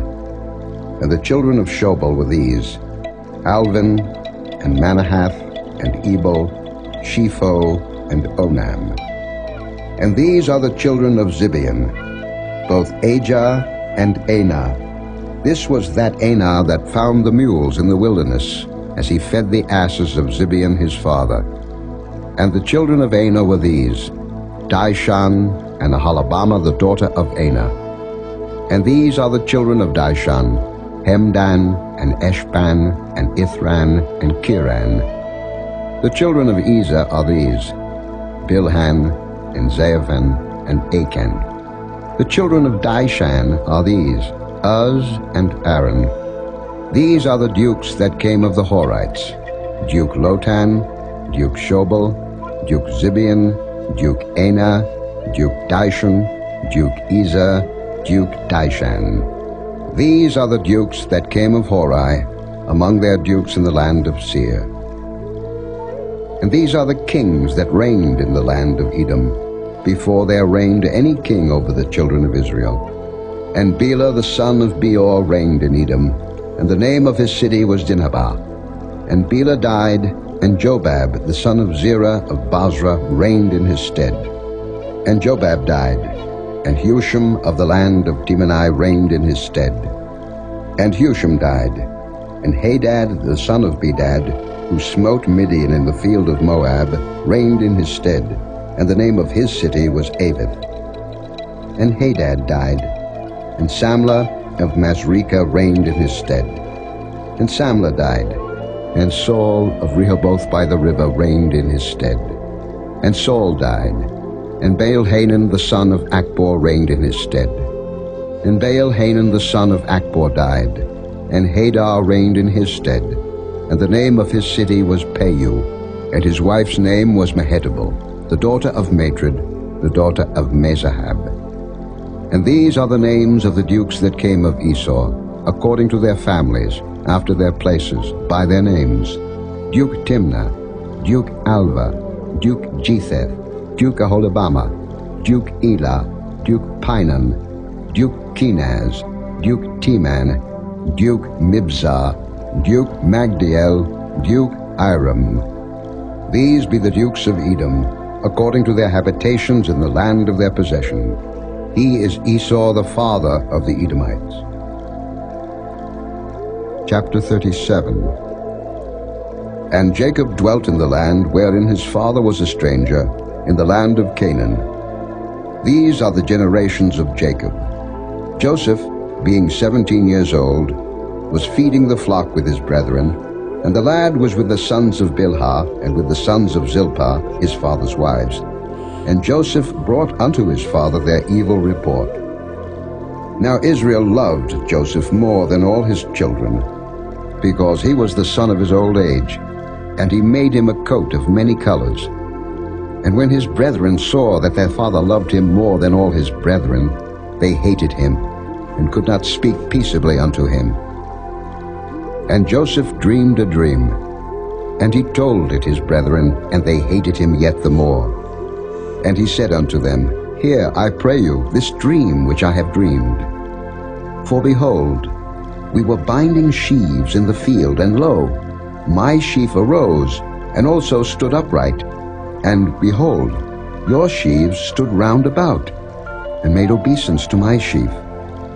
And his brethren said to him, Shalt thou indeed reign over us? Or shalt thou indeed have dominion over us? And they hated him yet the more for his dreams and for his words. And he dreamed yet another dream, and told it his brethren, and said, Behold, I have dreamed a dream more, and behold, the sun and the moon and the 11 stars made obeisance to me. And he told it to his father and to his brethren. And his father rebuked him, and said unto him, What is this dream that thou hast dreamed? Shall I and thy mother and thy brethren indeed come to bow down ourselves to thee to the earth? And his brethren envied him, but his father observed the saying. And his brethren went to feed their father's flock in Shechem. And Israel said unto Joseph, Do not thy brethren feed the flock in Shechem? Come, and I will send thee unto them. And he said to him, Here am I. And he said to him, Go, I pray thee, see whether it be well with thy brethren, and well with the flocks, and bring me word again. So he sent him out of the vale of Hebron, and he came to Shechem. And a certain man found him, and behold, he was wandering in the field. And the man asked him, saying, What seekest thou? And he said, I seek my brethren. Tell me, I pray thee, where they feed their flocks. And the man said, They are departed hence. For I heard them say, Let us go to Dothan. And Joseph went after his brethren, and found them in Dothan. And when they saw him afar off, even before he came near unto them, they conspired against him to slay him. And they said one to another, Behold, this dreamer cometh. Come now therefore, and let us slay him, and cast him into some pit. And we will say, Some evil beast hath devoured him, and we shall see what will become of his dreams. And Reuben heard it, and he delivered him out of their hands, and said, Let us not kill him. And Reuben said unto them, Shed no blood, but cast him into this pit that is in the wilderness, and lay no hand upon him, that he might rid him out of their hands, to deliver him to his father again. And it came to pass, when Joseph was come unto his brethren, that they stripped Joseph out of his coat of many colors that was on him, and they took him and cast him into a pit, and the pit was empty, there was no water in it. And they sat down to eat bread, and they lifted up their eyes and looked, and behold, a company of Ishmaelites came from Gilead with their camels, bearing spicery and balm and myrrh, going to carry it down to Egypt. And Judah said unto his brethren, What profit is it if we slay our brother and conceal his blood? Come, and let us sell him to the Ishmaelites, and let not our hand be upon him, for he is our brother and our flesh. And his brethren were content. Then there passed by Midianites merchantmen, and they drew and lifted up Joseph out of the pit, and sold Joseph to the Ishmaelites for 20 pieces of silver, and they brought Joseph into Egypt. And Reuben returned unto the pit, and behold, Joseph was not in the pit, and he rent his clothes. And he returned unto his brethren, and said, The child is not, and I, whither shall I go? And they took Joseph's coat, and killed a kid of the goats, and dipped the coat in the blood. And they sent the coat of many colors, and they brought it to their father, and said, This have we found. Know now whether it be thy son's coat or no. And he knew it, and said, "It is my son's coat. An evil beast hath devoured him. Joseph is without doubt rent in pieces." And Jacob rent his clothes, and put sackcloth upon his loins, and mourned for his son many days. And all his sons and all his daughters rose up to comfort him, but he refused to be comforted. And he said, "For I will go down into the grave unto my son mourning." Thus his father wept for him. And the Midianites sold him into Egypt unto Potiphar, an officer of Pharaoh's and captain of the guard. Chapter 38. And it came to pass at that time that Judah went down from his brethren, and turned into a certain Adullamite, whose name was Hira. And Judah saw there a daughter of a certain Canaanite, whose name was Shua. And he took her, and went in unto her. And she conceived, and bare a son, and he called his name And she conceived again, and bare a son, and she called his name Onan. And she yet again conceived, and bare a son, and called his name Shelah. And he was at Kezib when she bare him. And Judah took a wife for his firstborn, whose name was Tamar. And Judah's firstborn, was wicked in the sight of the Lord, and the Lord slew him. And Judah said unto Onan, "Go in unto thy brother's wife, and marry her, and raise up seed to thy brother." And Onan knew that the seed should not be his. And it came to pass, when he went in unto his brother's wife, that he spilled it on the ground, lest that he should give seed to his brother. And the thing which he did displeased the Lord, wherefore he slew him also. Then said Judah to Tamar his daughter-in-law, "Remain a widow at thy father's house, till Shelah my son be grown." For he said, "Lest peradventure he die also, as his brethren did." And Tamar went and dwelt in her father's house. And in process of time the daughter of Shua Judah's wife died. And Judah was comforted, and went up unto his sheep shearers to Timnath, he and his friend Hira the Adullamite. And it was told Tamar, saying, "Behold, thy father-in-law goeth up to Timnath to shear his sheep." And she put her widow's garments off from her, and covered her with a veil, and wrapped herself, and sat in an open place, which is by the way to Timnath. For she saw that Shelah was grown, and she was not given unto him to wife. When Judah saw her, he thought her to be an harlot, because she had covered her face. And he turned unto her by the way, and said, "Go to, I pray thee, let me come in unto thee." For he knew not that she was his daughter-in-law. And she said, "What wilt thou give me, that thou mayest come in unto me?" And he said, "I will send thee a kid from the flock." And she said, "Wilt thou give me a pledge till thou send it?" And he said, "What pledge shall I give thee?" And she said, "Thy signet, and thy bracelets, and thy staff that is in thine hand." And he gave it her, and came in unto her, and she conceived by him. And she arose and went away, and laid by her veil from her, and put on the garments of her widowhood. And Judah sent the kid by the hand of his friend the Adullamite to receive his pledge from the woman's hand, but he found her not. Then he asked the men of that place, saying, "Where is the harlot that was openly by the wayside?" And they said, "There was no harlot in this place." And he returned to Judah and said, "I cannot find her." And also the men of the place said that there was no harlot in this place. And Judah said, "Let her take it to her, lest we be shamed. Behold, I sent this kid, and thou hast not found her."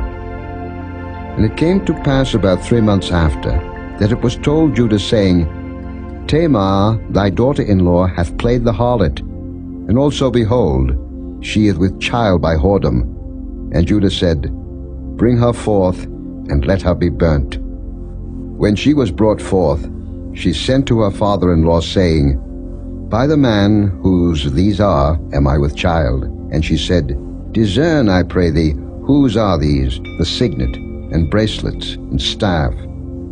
And Judah acknowledged them, and said, She hath been more righteous than I, because that I gave her not to Shelah my son, and he knew her again no more. And it came to pass in the time of her travail that, behold, twins were in her womb. And it came to pass, when she travailed, that the one put out his hand, and the midwife took and bound upon his hand a scarlet thread, saying, This came out first.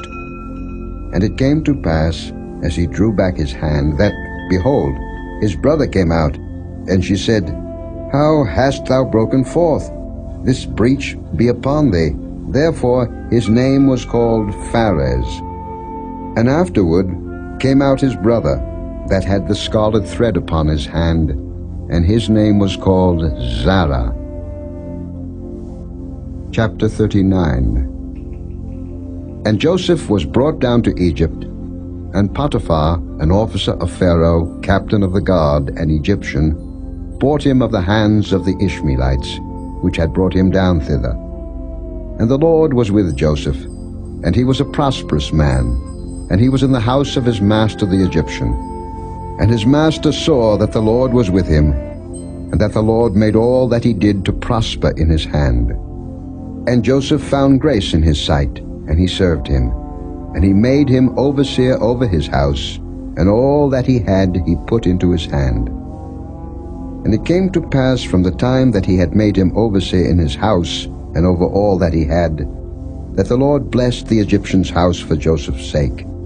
And the blessing of the Lord was upon all that he had in the house and in the field. And he left all that he had in Joseph's hand, and he knew not aught he had, save the bread which he did eat. And Joseph was a goodly person, and well favored. And it came to pass after these things, that his master's wife cast her eyes upon Joseph, and she said, Lie with me. But he refused, and said unto his master's wife, Behold, my master wotteth not what is with me in the house, and he hath committed all that he hath to my hand. There is none greater in this house than I, neither hath he kept back anything from me but thee, because thou art his wife. How then can I do this great wickedness and sin against God? And it came to pass, as she spake to Joseph day by day, that he hearkened not unto her to lie by her or to be with her. And it came to pass about this time that Joseph went into the house to do his business, and there was none of the men of the house there within. And she caught him by his garment, saying, Lie with me. And he left his garment in her hand and fled, and got him out. And it came to pass, when she saw that he had left his garment in her hand and was fled forth, that she called unto the men of her house, and spake unto them, saying, See, he hath brought in an Hebrew unto us to mock us. He came in unto me to lie with me, and I cried with a loud voice. And it came to pass, when he heard that I lifted up my voice and cried, that he left his garment with me, and fled, and got him out. And she laid up his garment by her, until his Lord came home. And she spake unto him according to these words, saying, The Hebrew servant, which thou hast brought unto us, came in unto me to mock me.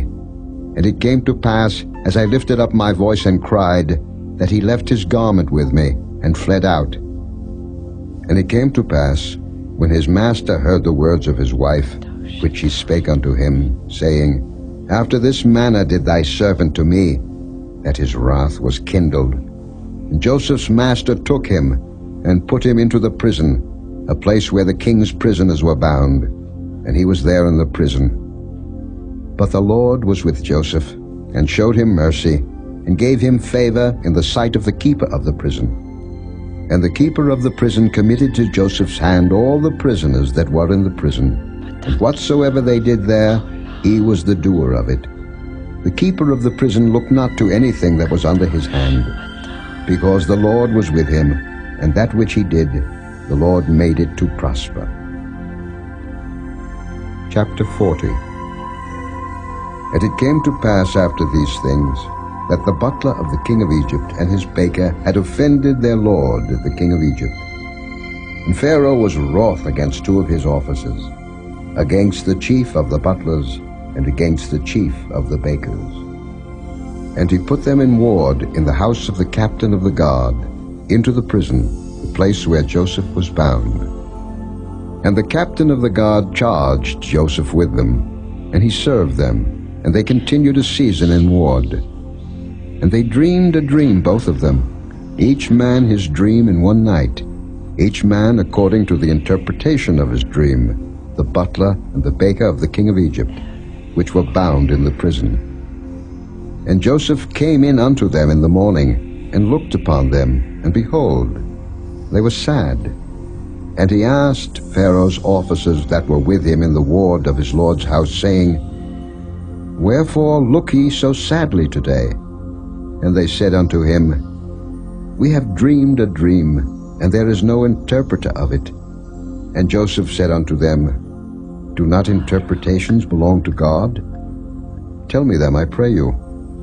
And the chief butler told his dream to Joseph, and said to him, In my dream, behold, a vine was before me, and in the vine were 3 branches, and it was as though it budded, and her blossom shot forth, and the clusters thereof brought forth ripe grapes. And Pharaoh's cup was in my hand, and I took the grapes, and pressed them into Pharaoh's cup, and I gave the cup into Pharaoh's hand. And Joseph said unto him, This is the interpretation of it. The 3 branches are 3 days. Yet within 3 days shall Pharaoh lift up thine head, and restore thee unto thy place, and thou shalt deliver Pharaoh's cup into his hand, after the former manner, when thou wast his butler. But think on me when it shall be well with thee, and show kindness, I pray thee, unto me, and make mention of me unto Pharaoh, and bring me out of this house. For indeed I was stolen away out of the land of the Hebrews, and here also have I done nothing that they should put me into the dungeon.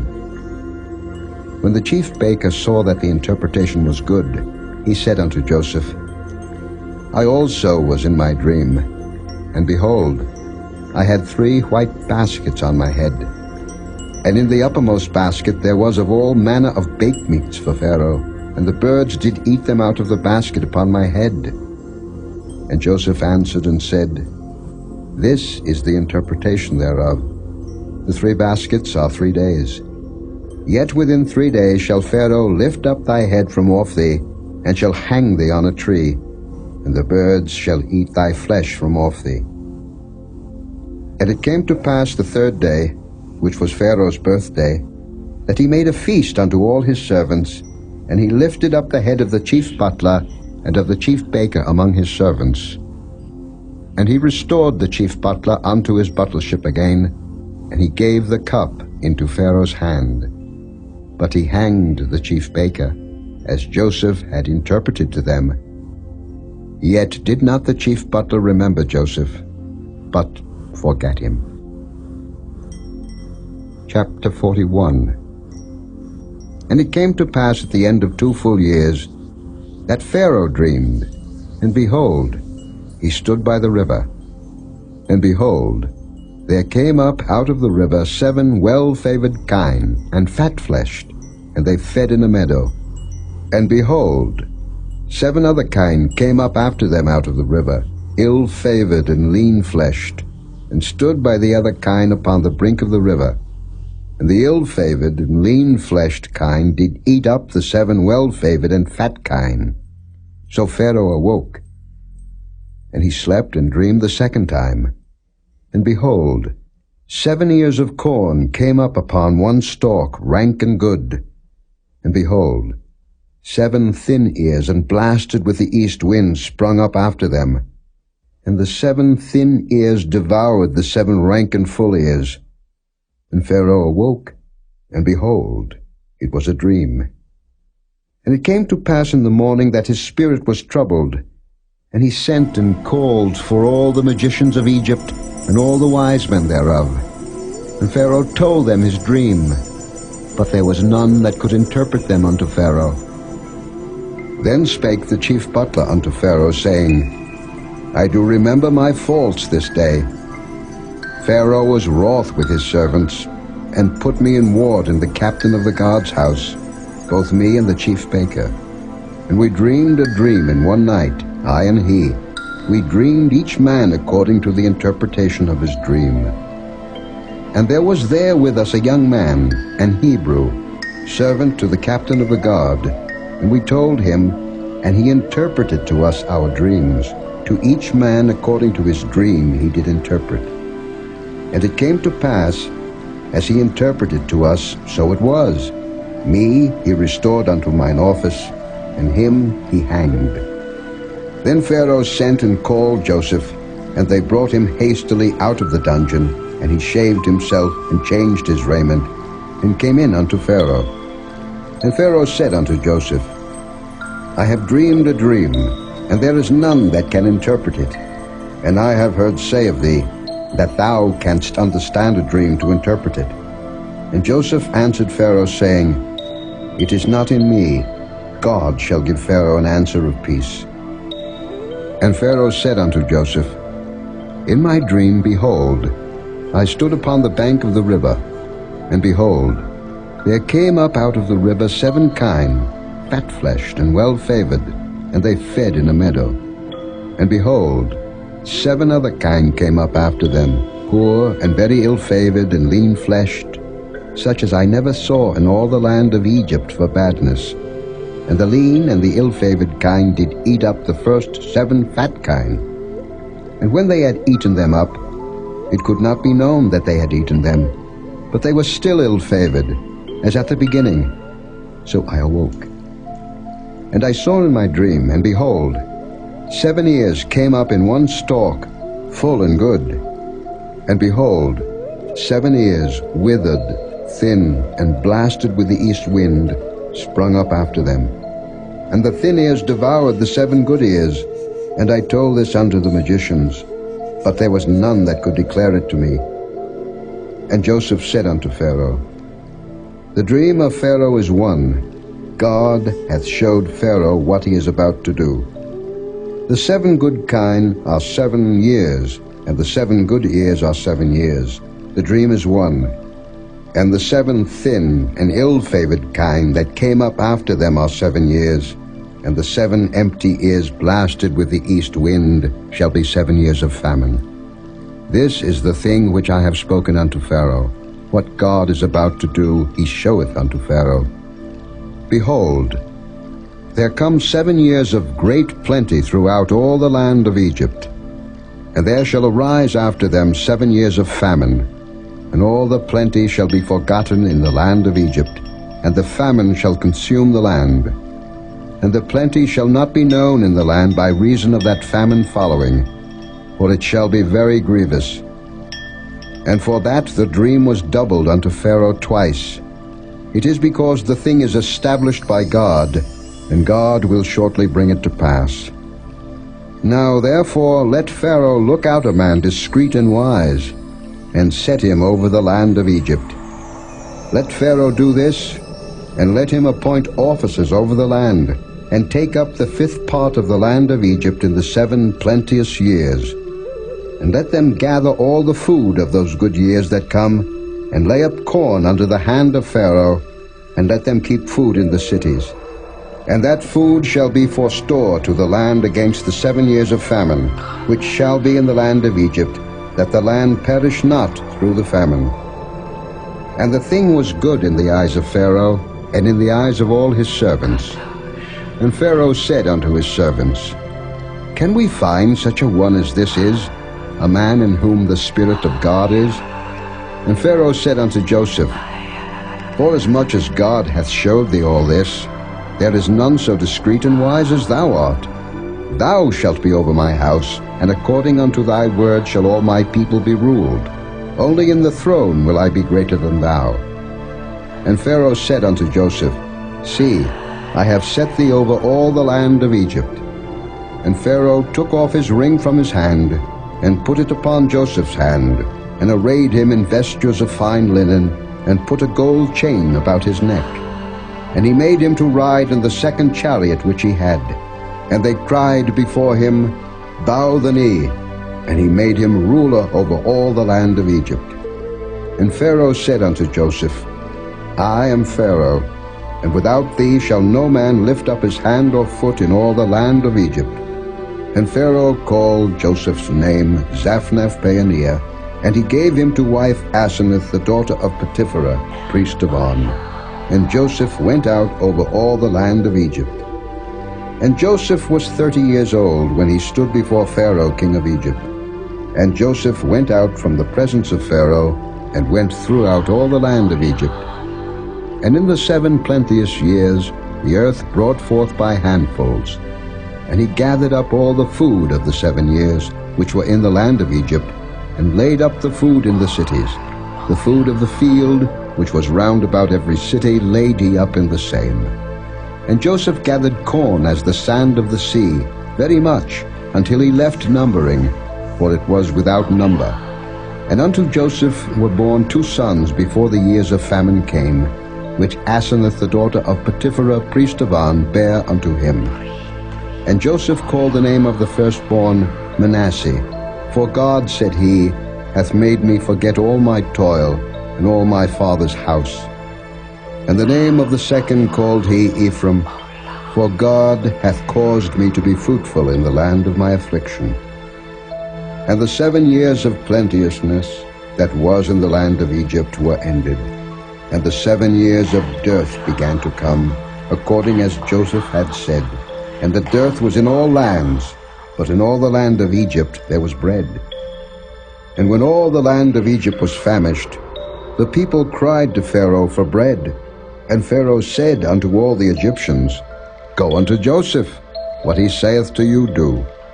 And the famine was over all the face of the earth, and Joseph opened all the storehouses, and sold unto the Egyptians, and the famine waxed sore in the land of Egypt. And all countries came into Egypt to Joseph for to buy corn, because that the famine was so sore in all lands. Chapter 42. Now when Jacob saw that there was corn in Egypt, Jacob said unto his sons, Why do ye look one upon another? And he said, Behold, I have heard that there is corn in Egypt. Get you down thither, and buy for us from thence, that we may live and not die. And Joseph's 10 brethren went down to buy corn in Egypt.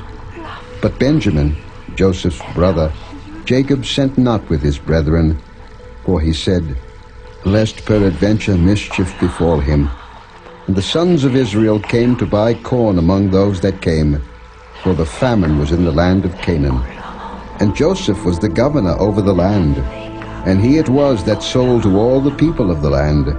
And Joseph's brethren came, and bowed down themselves before him with their faces to the earth. And Joseph saw his brethren, and he knew them, but made himself strange unto them, and spake roughly unto them.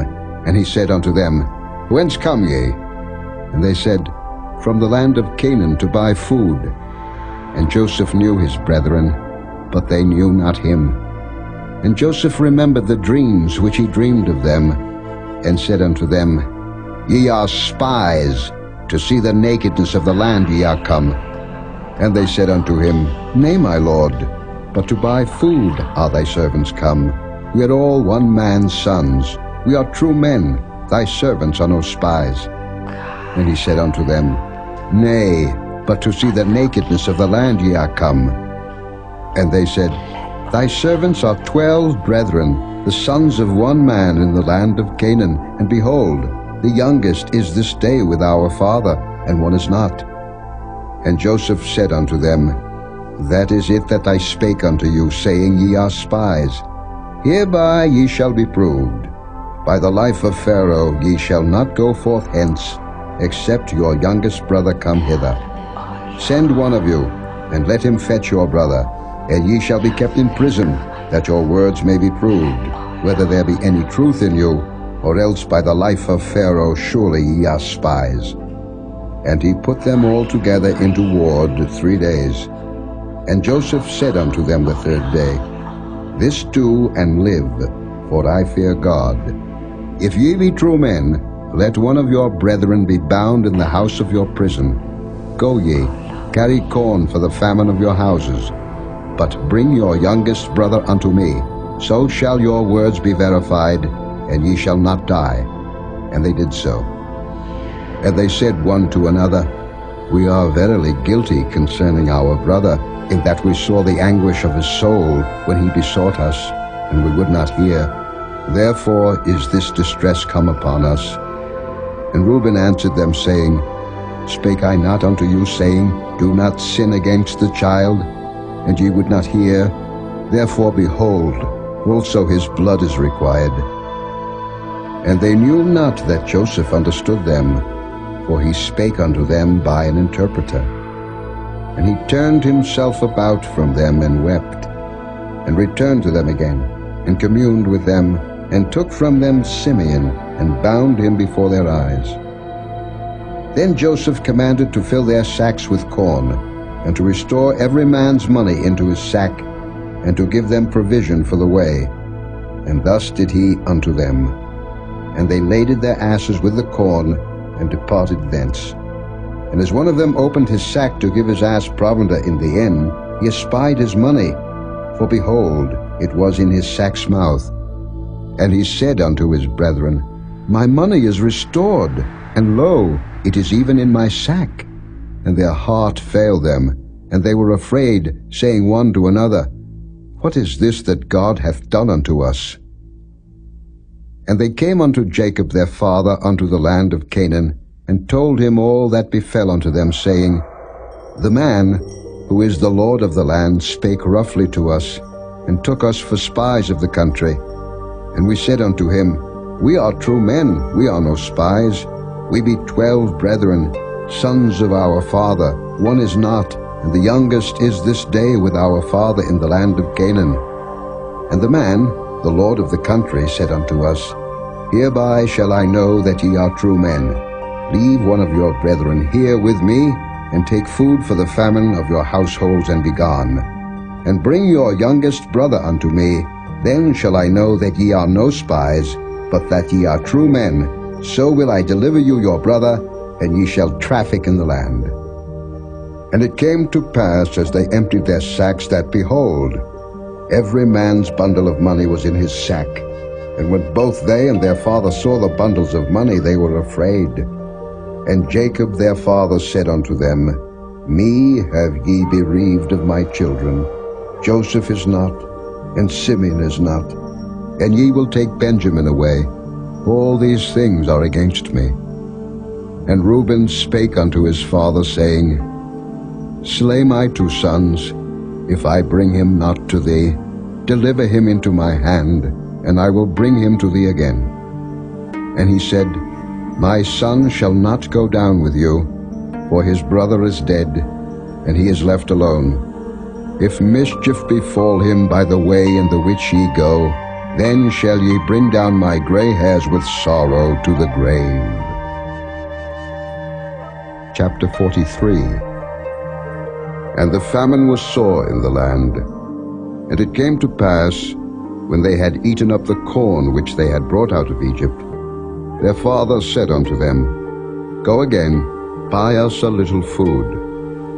And Judah spake unto him, saying, The man did solemnly protest unto us, saying, Ye shall not see my face, except your brother be with you. If thou wilt send our brother with us, we will go down and buy thee food. But if thou wilt not send him, we will not go down. For the man said unto us, Ye shall not see my face, except your brother be with you. And Israel said, Wherefore dealt ye so ill with me, as to tell the man whether ye had yet a brother? And they said, The man asked us straitly of our state, and of our kindred, saying, Is your father yet alive? Have ye another brother? And we told him according to the tenor of these words. Could we certainly know that he would say, Bring your brother down? And Judah said unto Israel his father, Send the lad with me, and we will arise and go, that we may live and not die, both we and thou, and also our little ones. I will be surety for him. Of my hand shalt thou require him. If I bring him not unto thee, and set him before thee, then let me bear the blame forever. For except we had lingered, surely now we had returned this second time. And their father Israel said unto them, If it must be so now, do this. Take of the best fruits in the land in your vessels, and carry down the man a present, a little balm, and a little honey, spices and myrrh, nuts and almonds. And take double money in your hand, and the money that was brought again in the mouth of your sacks. Carry it again in your hand. Peradventure it was an oversight. Take also your brother, and arise, go again unto the man. And God Almighty give you mercy before the man, that he may send away your other brother and Benjamin. If I am bereaved of my children, I am bereaved. And the men took that present, and they took double money in their hand and Benjamin, and rose up, and went down to Egypt, and stood before Joseph. And when Joseph saw Benjamin with them, he said to the ruler of his house, Bring these men home, and slay, and make ready, for these men shall dine with me at noon. And the man did as Joseph bade, and the man brought the men into Joseph's house. And the men were afraid, because they were brought into Joseph's house, and they said, Because of the money that was returned in our sacks at the first time are we brought in, that he may seek occasion against us, and fall upon us, and take us for bondmen and our asses. And they came near to the steward of Joseph's house, and they communed with him at the door of the house, and said, O sir, we came indeed down at the first time to buy food. And it came to pass, when we came to the inn, that we opened our sacks, and behold, every man's money was in the mouth of his sack, our money in full weight, and we have brought it again in our hand. And other money have we brought down in our hands to buy food. We cannot tell who put our money in our sacks. And he said, Peace be to you, fear not. Your God and the God of your father hath given you treasure in your sacks. I had your money. And he brought Simeon out unto them. And the man brought the men into Joseph's house, and gave them water, and they washed their feet, and he gave their asses provender. And they made ready the present against Joseph came at noon, for they heard that they should eat bread there. And when Joseph came home, they brought him the present which was in their hand into the house, and bowed themselves to him to the earth. And he asked them of their welfare, and said, Is your father well, the old man of whom ye spake? Is he yet alive? And they answered, Thy servant our father is in good health, he is yet alive. And they bowed down their heads, and made obeisance. And he lifted up his eyes, and saw his brother Benjamin, his mother's son, and said, Is this your younger brother, of whom ye spake unto me? And he said, God be gracious unto thee, my son. And Joseph made haste, for his bowels did yearn upon his brother, and he sought where to weep, and he entered into his chamber, and wept there. And he washed his face, and went out, and refrained himself, and said, Set on bread. And they set on for him by himself, and for them by themselves, and for the Egyptians which did eat with him by themselves, because the Egyptians might not eat bread with the Hebrews, for that is an abomination unto the Egyptians. And they sat before him, the firstborn according to his birthright, and the youngest according to his youth. And the men marveled one at another. And he took and sent messes unto them from before him. But Benjamin's mess was 5 times so much as any of theirs. And they drank, and were merry with him.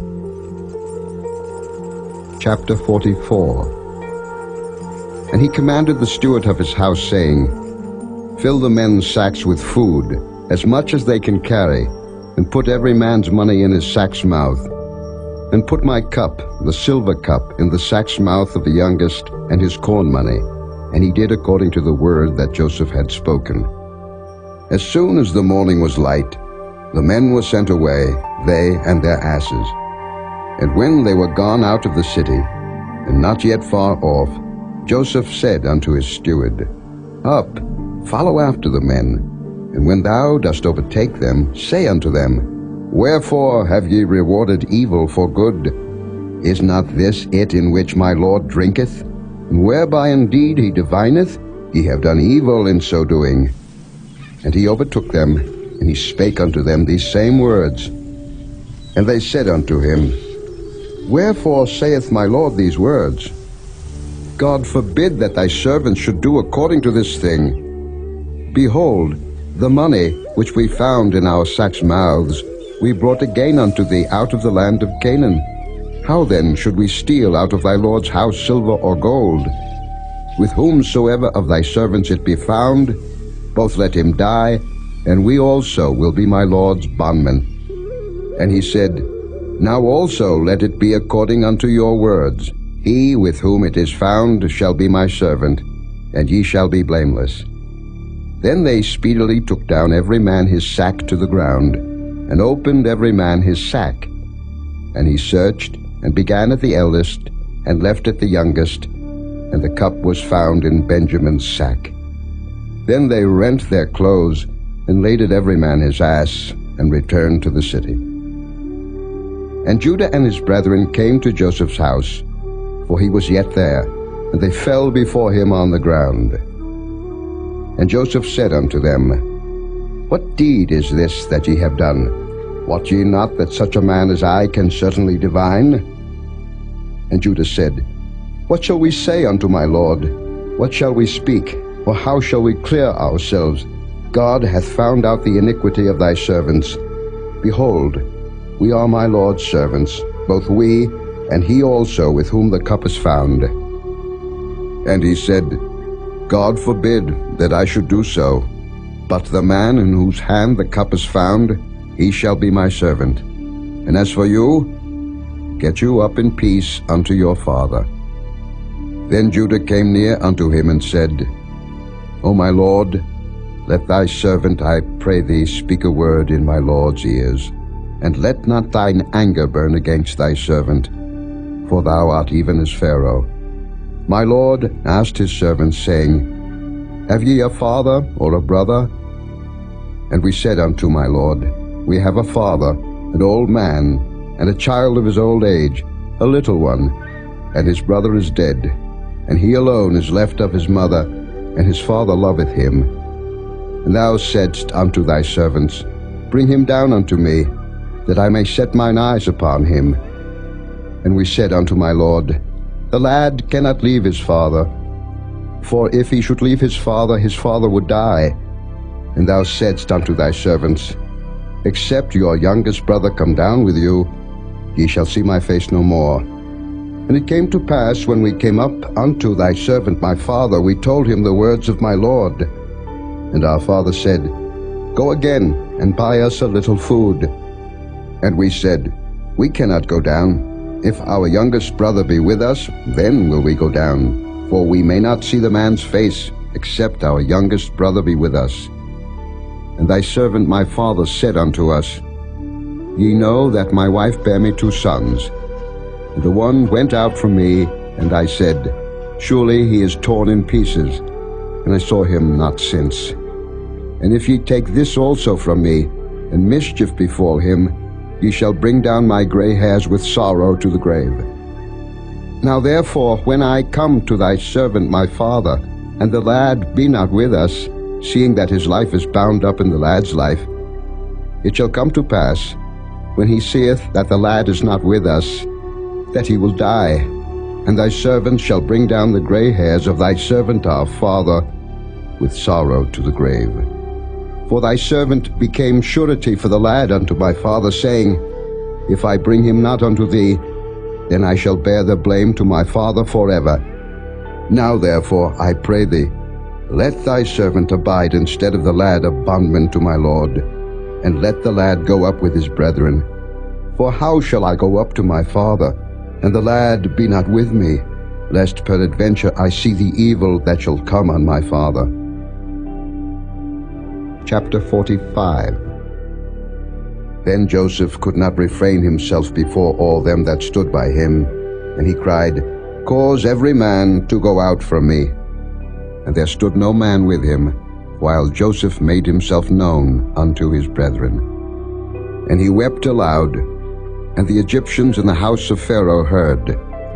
And Joseph said unto his brethren, I am Joseph. Doth my father yet live? And his brethren could not answer him, for they were troubled at his presence. And Joseph said unto his brethren, Come near to me, I pray you. And they came near, and he said, I am Joseph your brother, whom ye sold into Egypt. Now therefore be not grieved, nor angry with yourselves, that ye sold me hither. For God did send me before you to preserve life. For these 2 years hath the famine been in the land, and yet there are 5 years, in the which there shall neither be earing nor harvest. And God sent me before you to preserve you a posterity in the earth, and to save your lives by a great deliverance. So now it was not you that sent me hither, but God. And he hath made me a father to Pharaoh, and lord of all his house, and a ruler throughout all the land of Egypt. Haste ye, and go up to my father, and say unto him, Thus saith thy son Joseph, God hath made me lord of all Egypt. Come down unto me, tarry not. And thou shalt dwell in the land of Goshen, and thou shalt be near unto me, thou, and thy children, and thy children's children, and thy flocks, and thy herds, and all that thou hast. And there will I nourish thee. For yet there are 5 years of famine, lest thou, and thy household, and all that thou hast come to poverty. And behold, your eyes see, and the eyes of my brother Benjamin, that it is my mouth that speaketh unto you. And ye shall tell my father of all my glory in Egypt, and of all that ye have seen, and ye shall haste and bring down my father hither. And he fell upon his brother Benjamin's neck, and wept, and Benjamin wept upon his neck. Moreover he kissed all his brethren, and wept upon them, and after that his brethren talked with him. And the fame thereof was heard in Pharaoh's house, saying, Joseph's brethren are come. And it pleased Pharaoh well, and his servants. And Pharaoh said unto Joseph, Say unto thy brethren, This do ye, lade your beasts, and go, get you unto the land of Canaan. And take your father and your households, and come unto me, and I will give you the good of the land of Egypt, and ye shall eat the fat of the land. Now thou art commanded, This do ye, take you wagons out of the land of Egypt for your little ones, and for your wives, and bring your father, and come. Also regard not your stuff, for the good of all the land of Egypt is yours. And the children of Israel did so, and Joseph gave them wagons, according to the commandment of Pharaoh, and gave them provision for the way. To all of them he gave each man changes of raiment, but to Benjamin he gave 300 pieces of silver, and 5 changes of raiment. And to his father he sent after this manner, 10 asses laden with the good things of Egypt, and 10 she-asses laden with corn and bread and meat for his father by the way. So he sent his brethren away, and they departed. And he said unto them, See that ye fall not out by the way. And they went up out of Egypt, and came into the land of Canaan unto Jacob their father, and told him, saying, Joseph is yet alive, and he is governor over all the land of Egypt. And Jacob's heart fainted, for he believed them not. And they told him all the words of Joseph, which he had said unto them. And when he saw the wagons which Joseph had sent to carry him, the spirit of Jacob their father revived. And Israel said, It is enough. Joseph my son is yet alive. I will go and see him before I die. Chapter 46.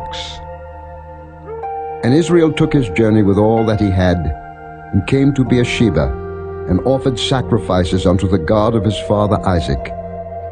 And God spake unto Israel in the visions of the night, and said, Jacob, Jacob. And he said, Here am I. And he said, I am God, the God of thy father. Fear not to go down into Egypt, for I will there make of thee a great nation.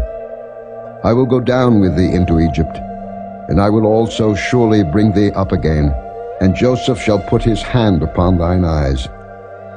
And Jacob rose up from Beersheba, and the sons of Israel carried Jacob their father, and their little ones, and their wives, in the wagons which Pharaoh had sent to carry him.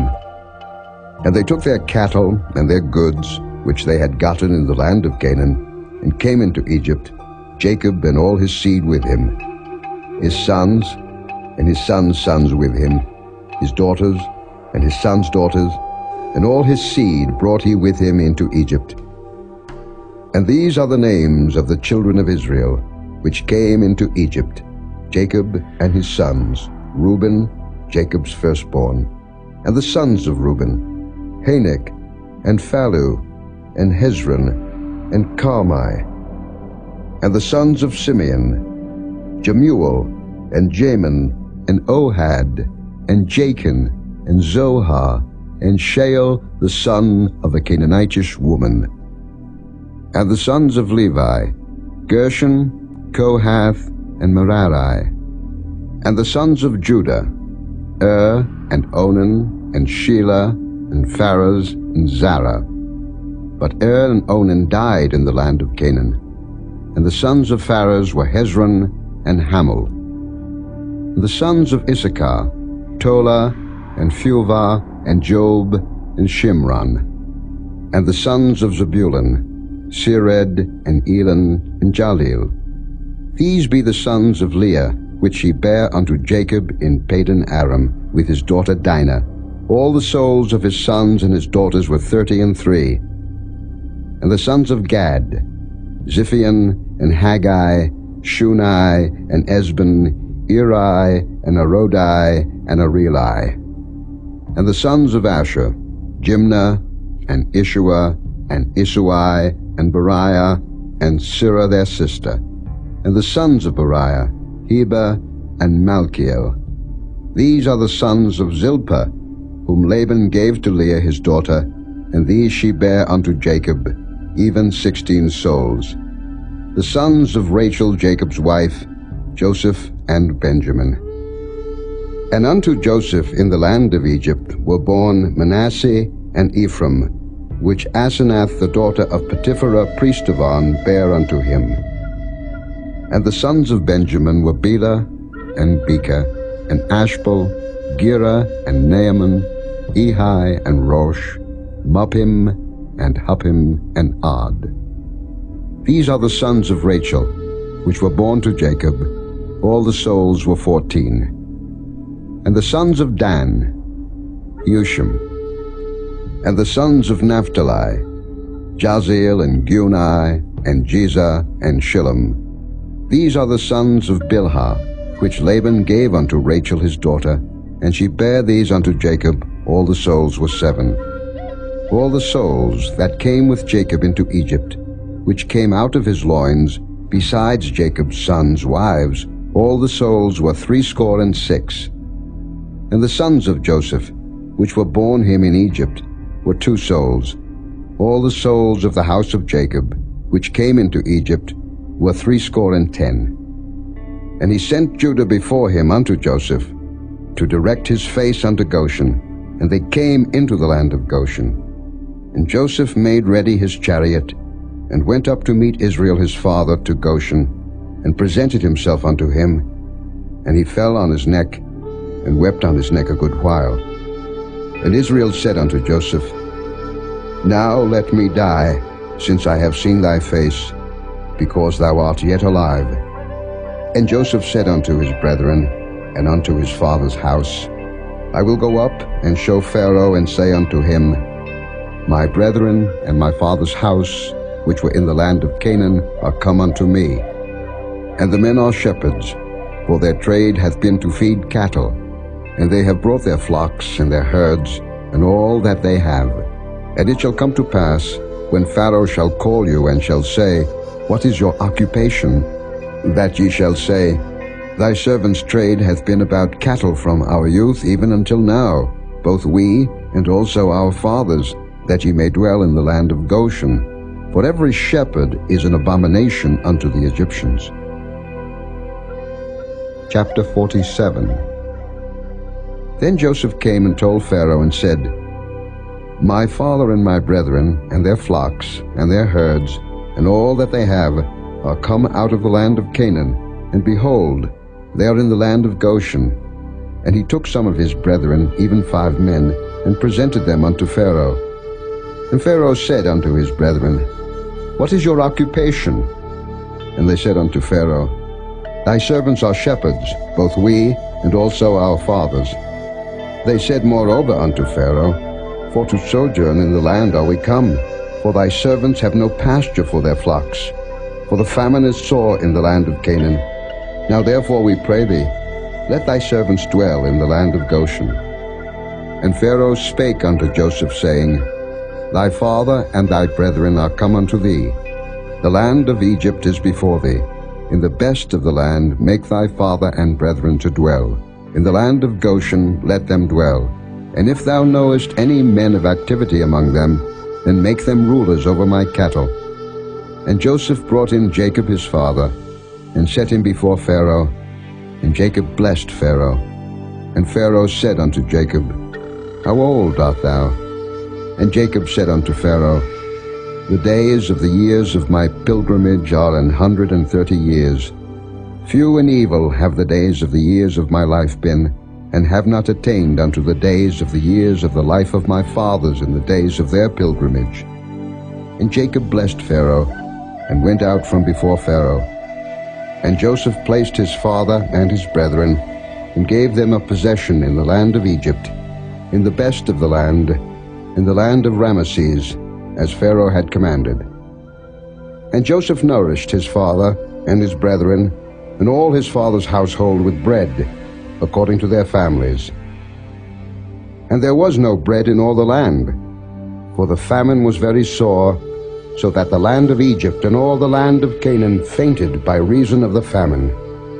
And Joseph gathered up all the money that was found in the land of Egypt and in the land of Canaan for the corn which they bought. And Joseph brought the money into Pharaoh's house. And when money failed in the land of Egypt and in the land of Canaan, all the Egyptians came unto Joseph and said, Give us bread, for why should we die in thy presence? For the money faileth. And Joseph said, Give your cattle, and I will give you for your cattle if money fail. And they brought their cattle unto Joseph, and Joseph gave them bread in exchange for horses, and for the flocks, and for the cattle of the herds, and for the asses, and he fed them with bread for all their cattle for that year. When that year was ended, they came unto him the second year, and said unto him, We will not hide it from my lord, how that our money is spent. My lord also hath our herds of cattle. There is not aught left in the sight of my lord, but our bodies and our lands. Wherefore shall we die before thine eyes, both we and our land? Buy us and our land for bread, and we and our land will be servants unto Pharaoh. And give us seed, that we may live, and not die, that the land be not desolate. And Joseph bought all the land of Egypt for Pharaoh, for the Egyptians sold every man his field, because the famine prevailed over them, so the land became Pharaoh's. And as for the people, he removed them to cities from one end of the borders of Egypt even to the other end thereof. Only the land of the priests bought he not, for the priests had a portion assigned them of Pharaoh, and did eat their portion which Pharaoh gave them, wherefore they sold not their lands. Then Joseph said unto the people, Behold, I have bought you this day and your land for Pharaoh. Lo, here is seed for you, and ye shall sow the land. And it shall come to pass in the increase, that ye shall give the 5th part unto Pharaoh, and 4 parts shall be your own, for seed of the field, and for your food, and for them of your households, and for food for your little ones. And they said, Thou hast saved our lives. Let us find grace in the sight of my Lord, and we will be Pharaoh's servants. And Joseph made it a law over the land of Egypt unto this day, that Pharaoh should have the 5th part, except the land of the priests only, which became not Pharaoh's. And Israel dwelt in the land of Egypt, in the country of Goshen, and they had possessions therein, and grew, and multiplied exceedingly. And Jacob lived in the land of Egypt 17 years, so the whole age of Jacob was 147 years. And the time drew nigh that Israel must die. And he called his son Joseph, and said unto him, If now I have found grace in thy sight, put, I pray thee, thy hand under my thigh, and deal kindly and truly with me. Bury me not, I pray thee, in Egypt. But I will lie with my fathers, and thou shalt carry me out of Egypt, and bury me in their burying place. And he said, I will do as thou hast said. And he said, Swear unto me. And he sware unto him. And Israel bowed himself upon the bed's head. Chapter 48. And it came to pass after these things, that one told Joseph, Behold, thy father is sick. And he took with him his 2 sons, Manasseh and Ephraim. And one told Jacob and said, Behold, thy son Joseph cometh unto thee. And Israel strengthened himself and sat upon the bed. And Jacob said unto Joseph, God Almighty appeared unto me at Luz in the land of Canaan, and blessed me, and said unto me, Behold, I will make thee fruitful, and multiply thee, and I will make of thee a multitude of people, and will give this land to thy seed after thee for an everlasting possession. And now thy 2 sons, Ephraim and Manasseh, which were born unto thee in the land of Egypt, before I came unto thee into Egypt, are mine. As Reuben and Simeon, they shall be mine. And thy issue, which thou begettest after them, shall be thine, and shall be called after the name of their brethren in their inheritance. And as for me, when I came from Padan, Rachel died by me in the land of Canaan in the way, when yet there was but a little way to come unto Ephrath, and I buried her there in the way of Ephrath, the same as Bethlehem. And Israel beheld Joseph's sons, and said, Who are these? And Joseph said unto his father, They are my sons, whom God hath given me in this place. And he said, Bring them, I pray thee, unto me, and I will bless them. Now the eyes of Israel were dim for age, so that he could not see. And he brought them near unto him, and he kissed them and embraced them. And Israel said unto Joseph, I had not thought to see thy face, and lo, God hath showed me also thy seed. And Joseph brought them out from between his knees, and he bowed himself with his face to the earth. And Joseph took them both, Ephraim in his right hand toward Israel's left hand, and Manasseh in his left hand toward Israel's right hand, and brought them near unto him.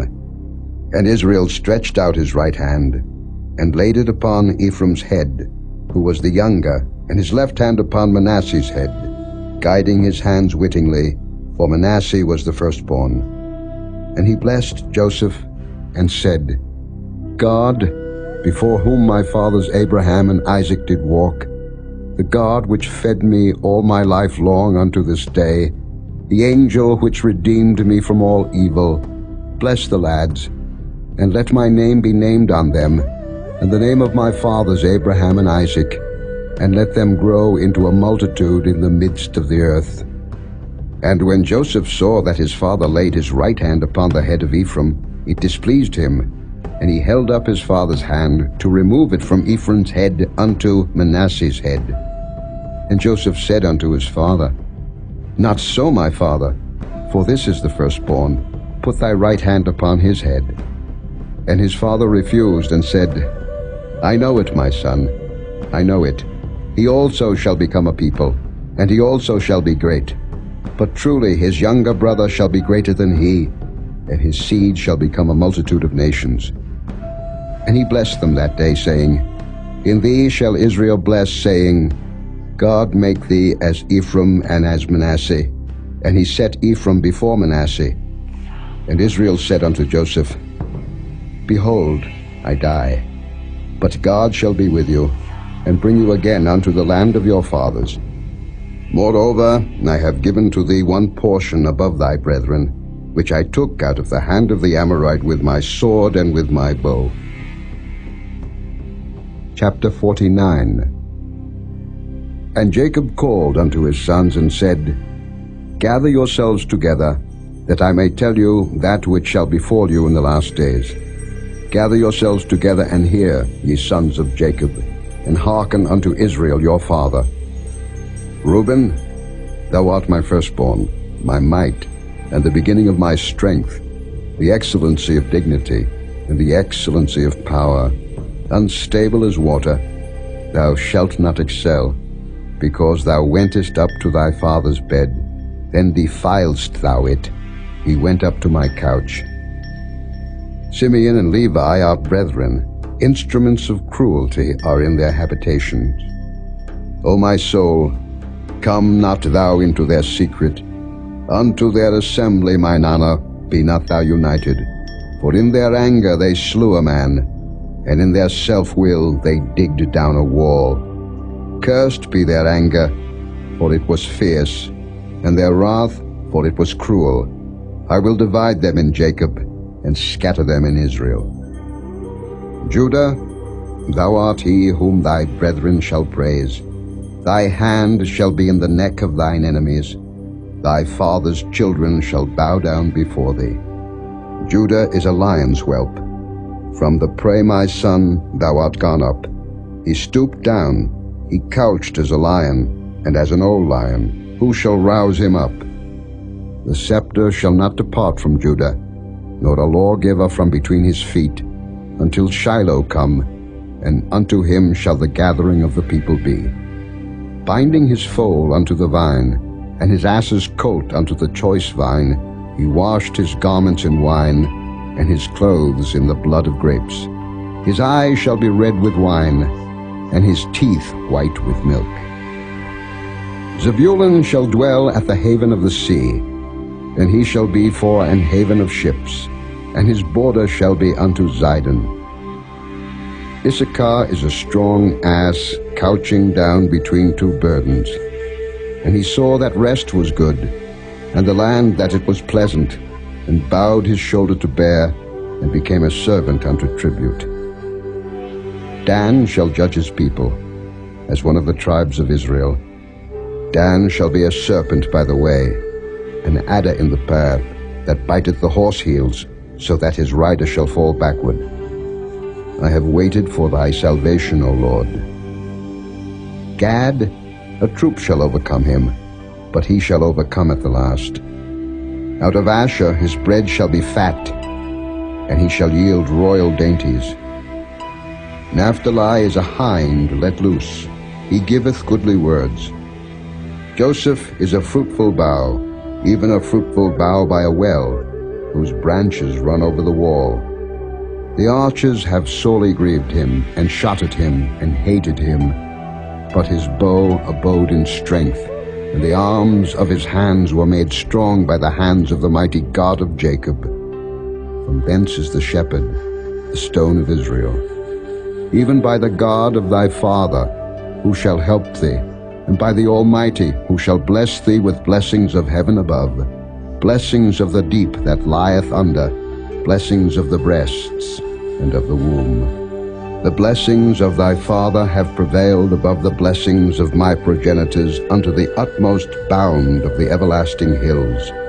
They shall be on the head of Joseph, and on the crown of the head of him that was separate from his brethren. Benjamin shall raven as a wolf. In the morning he shall devour the prey, and at night he shall divide the spoil.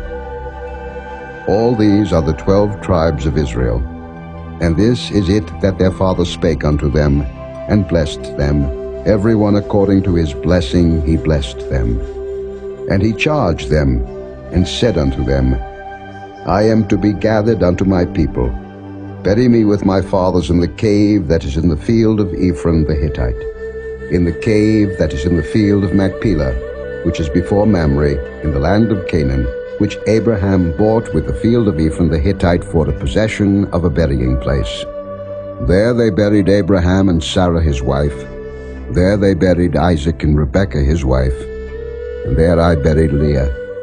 The purchase of the field and of the cave that is therein was from the children of Heth.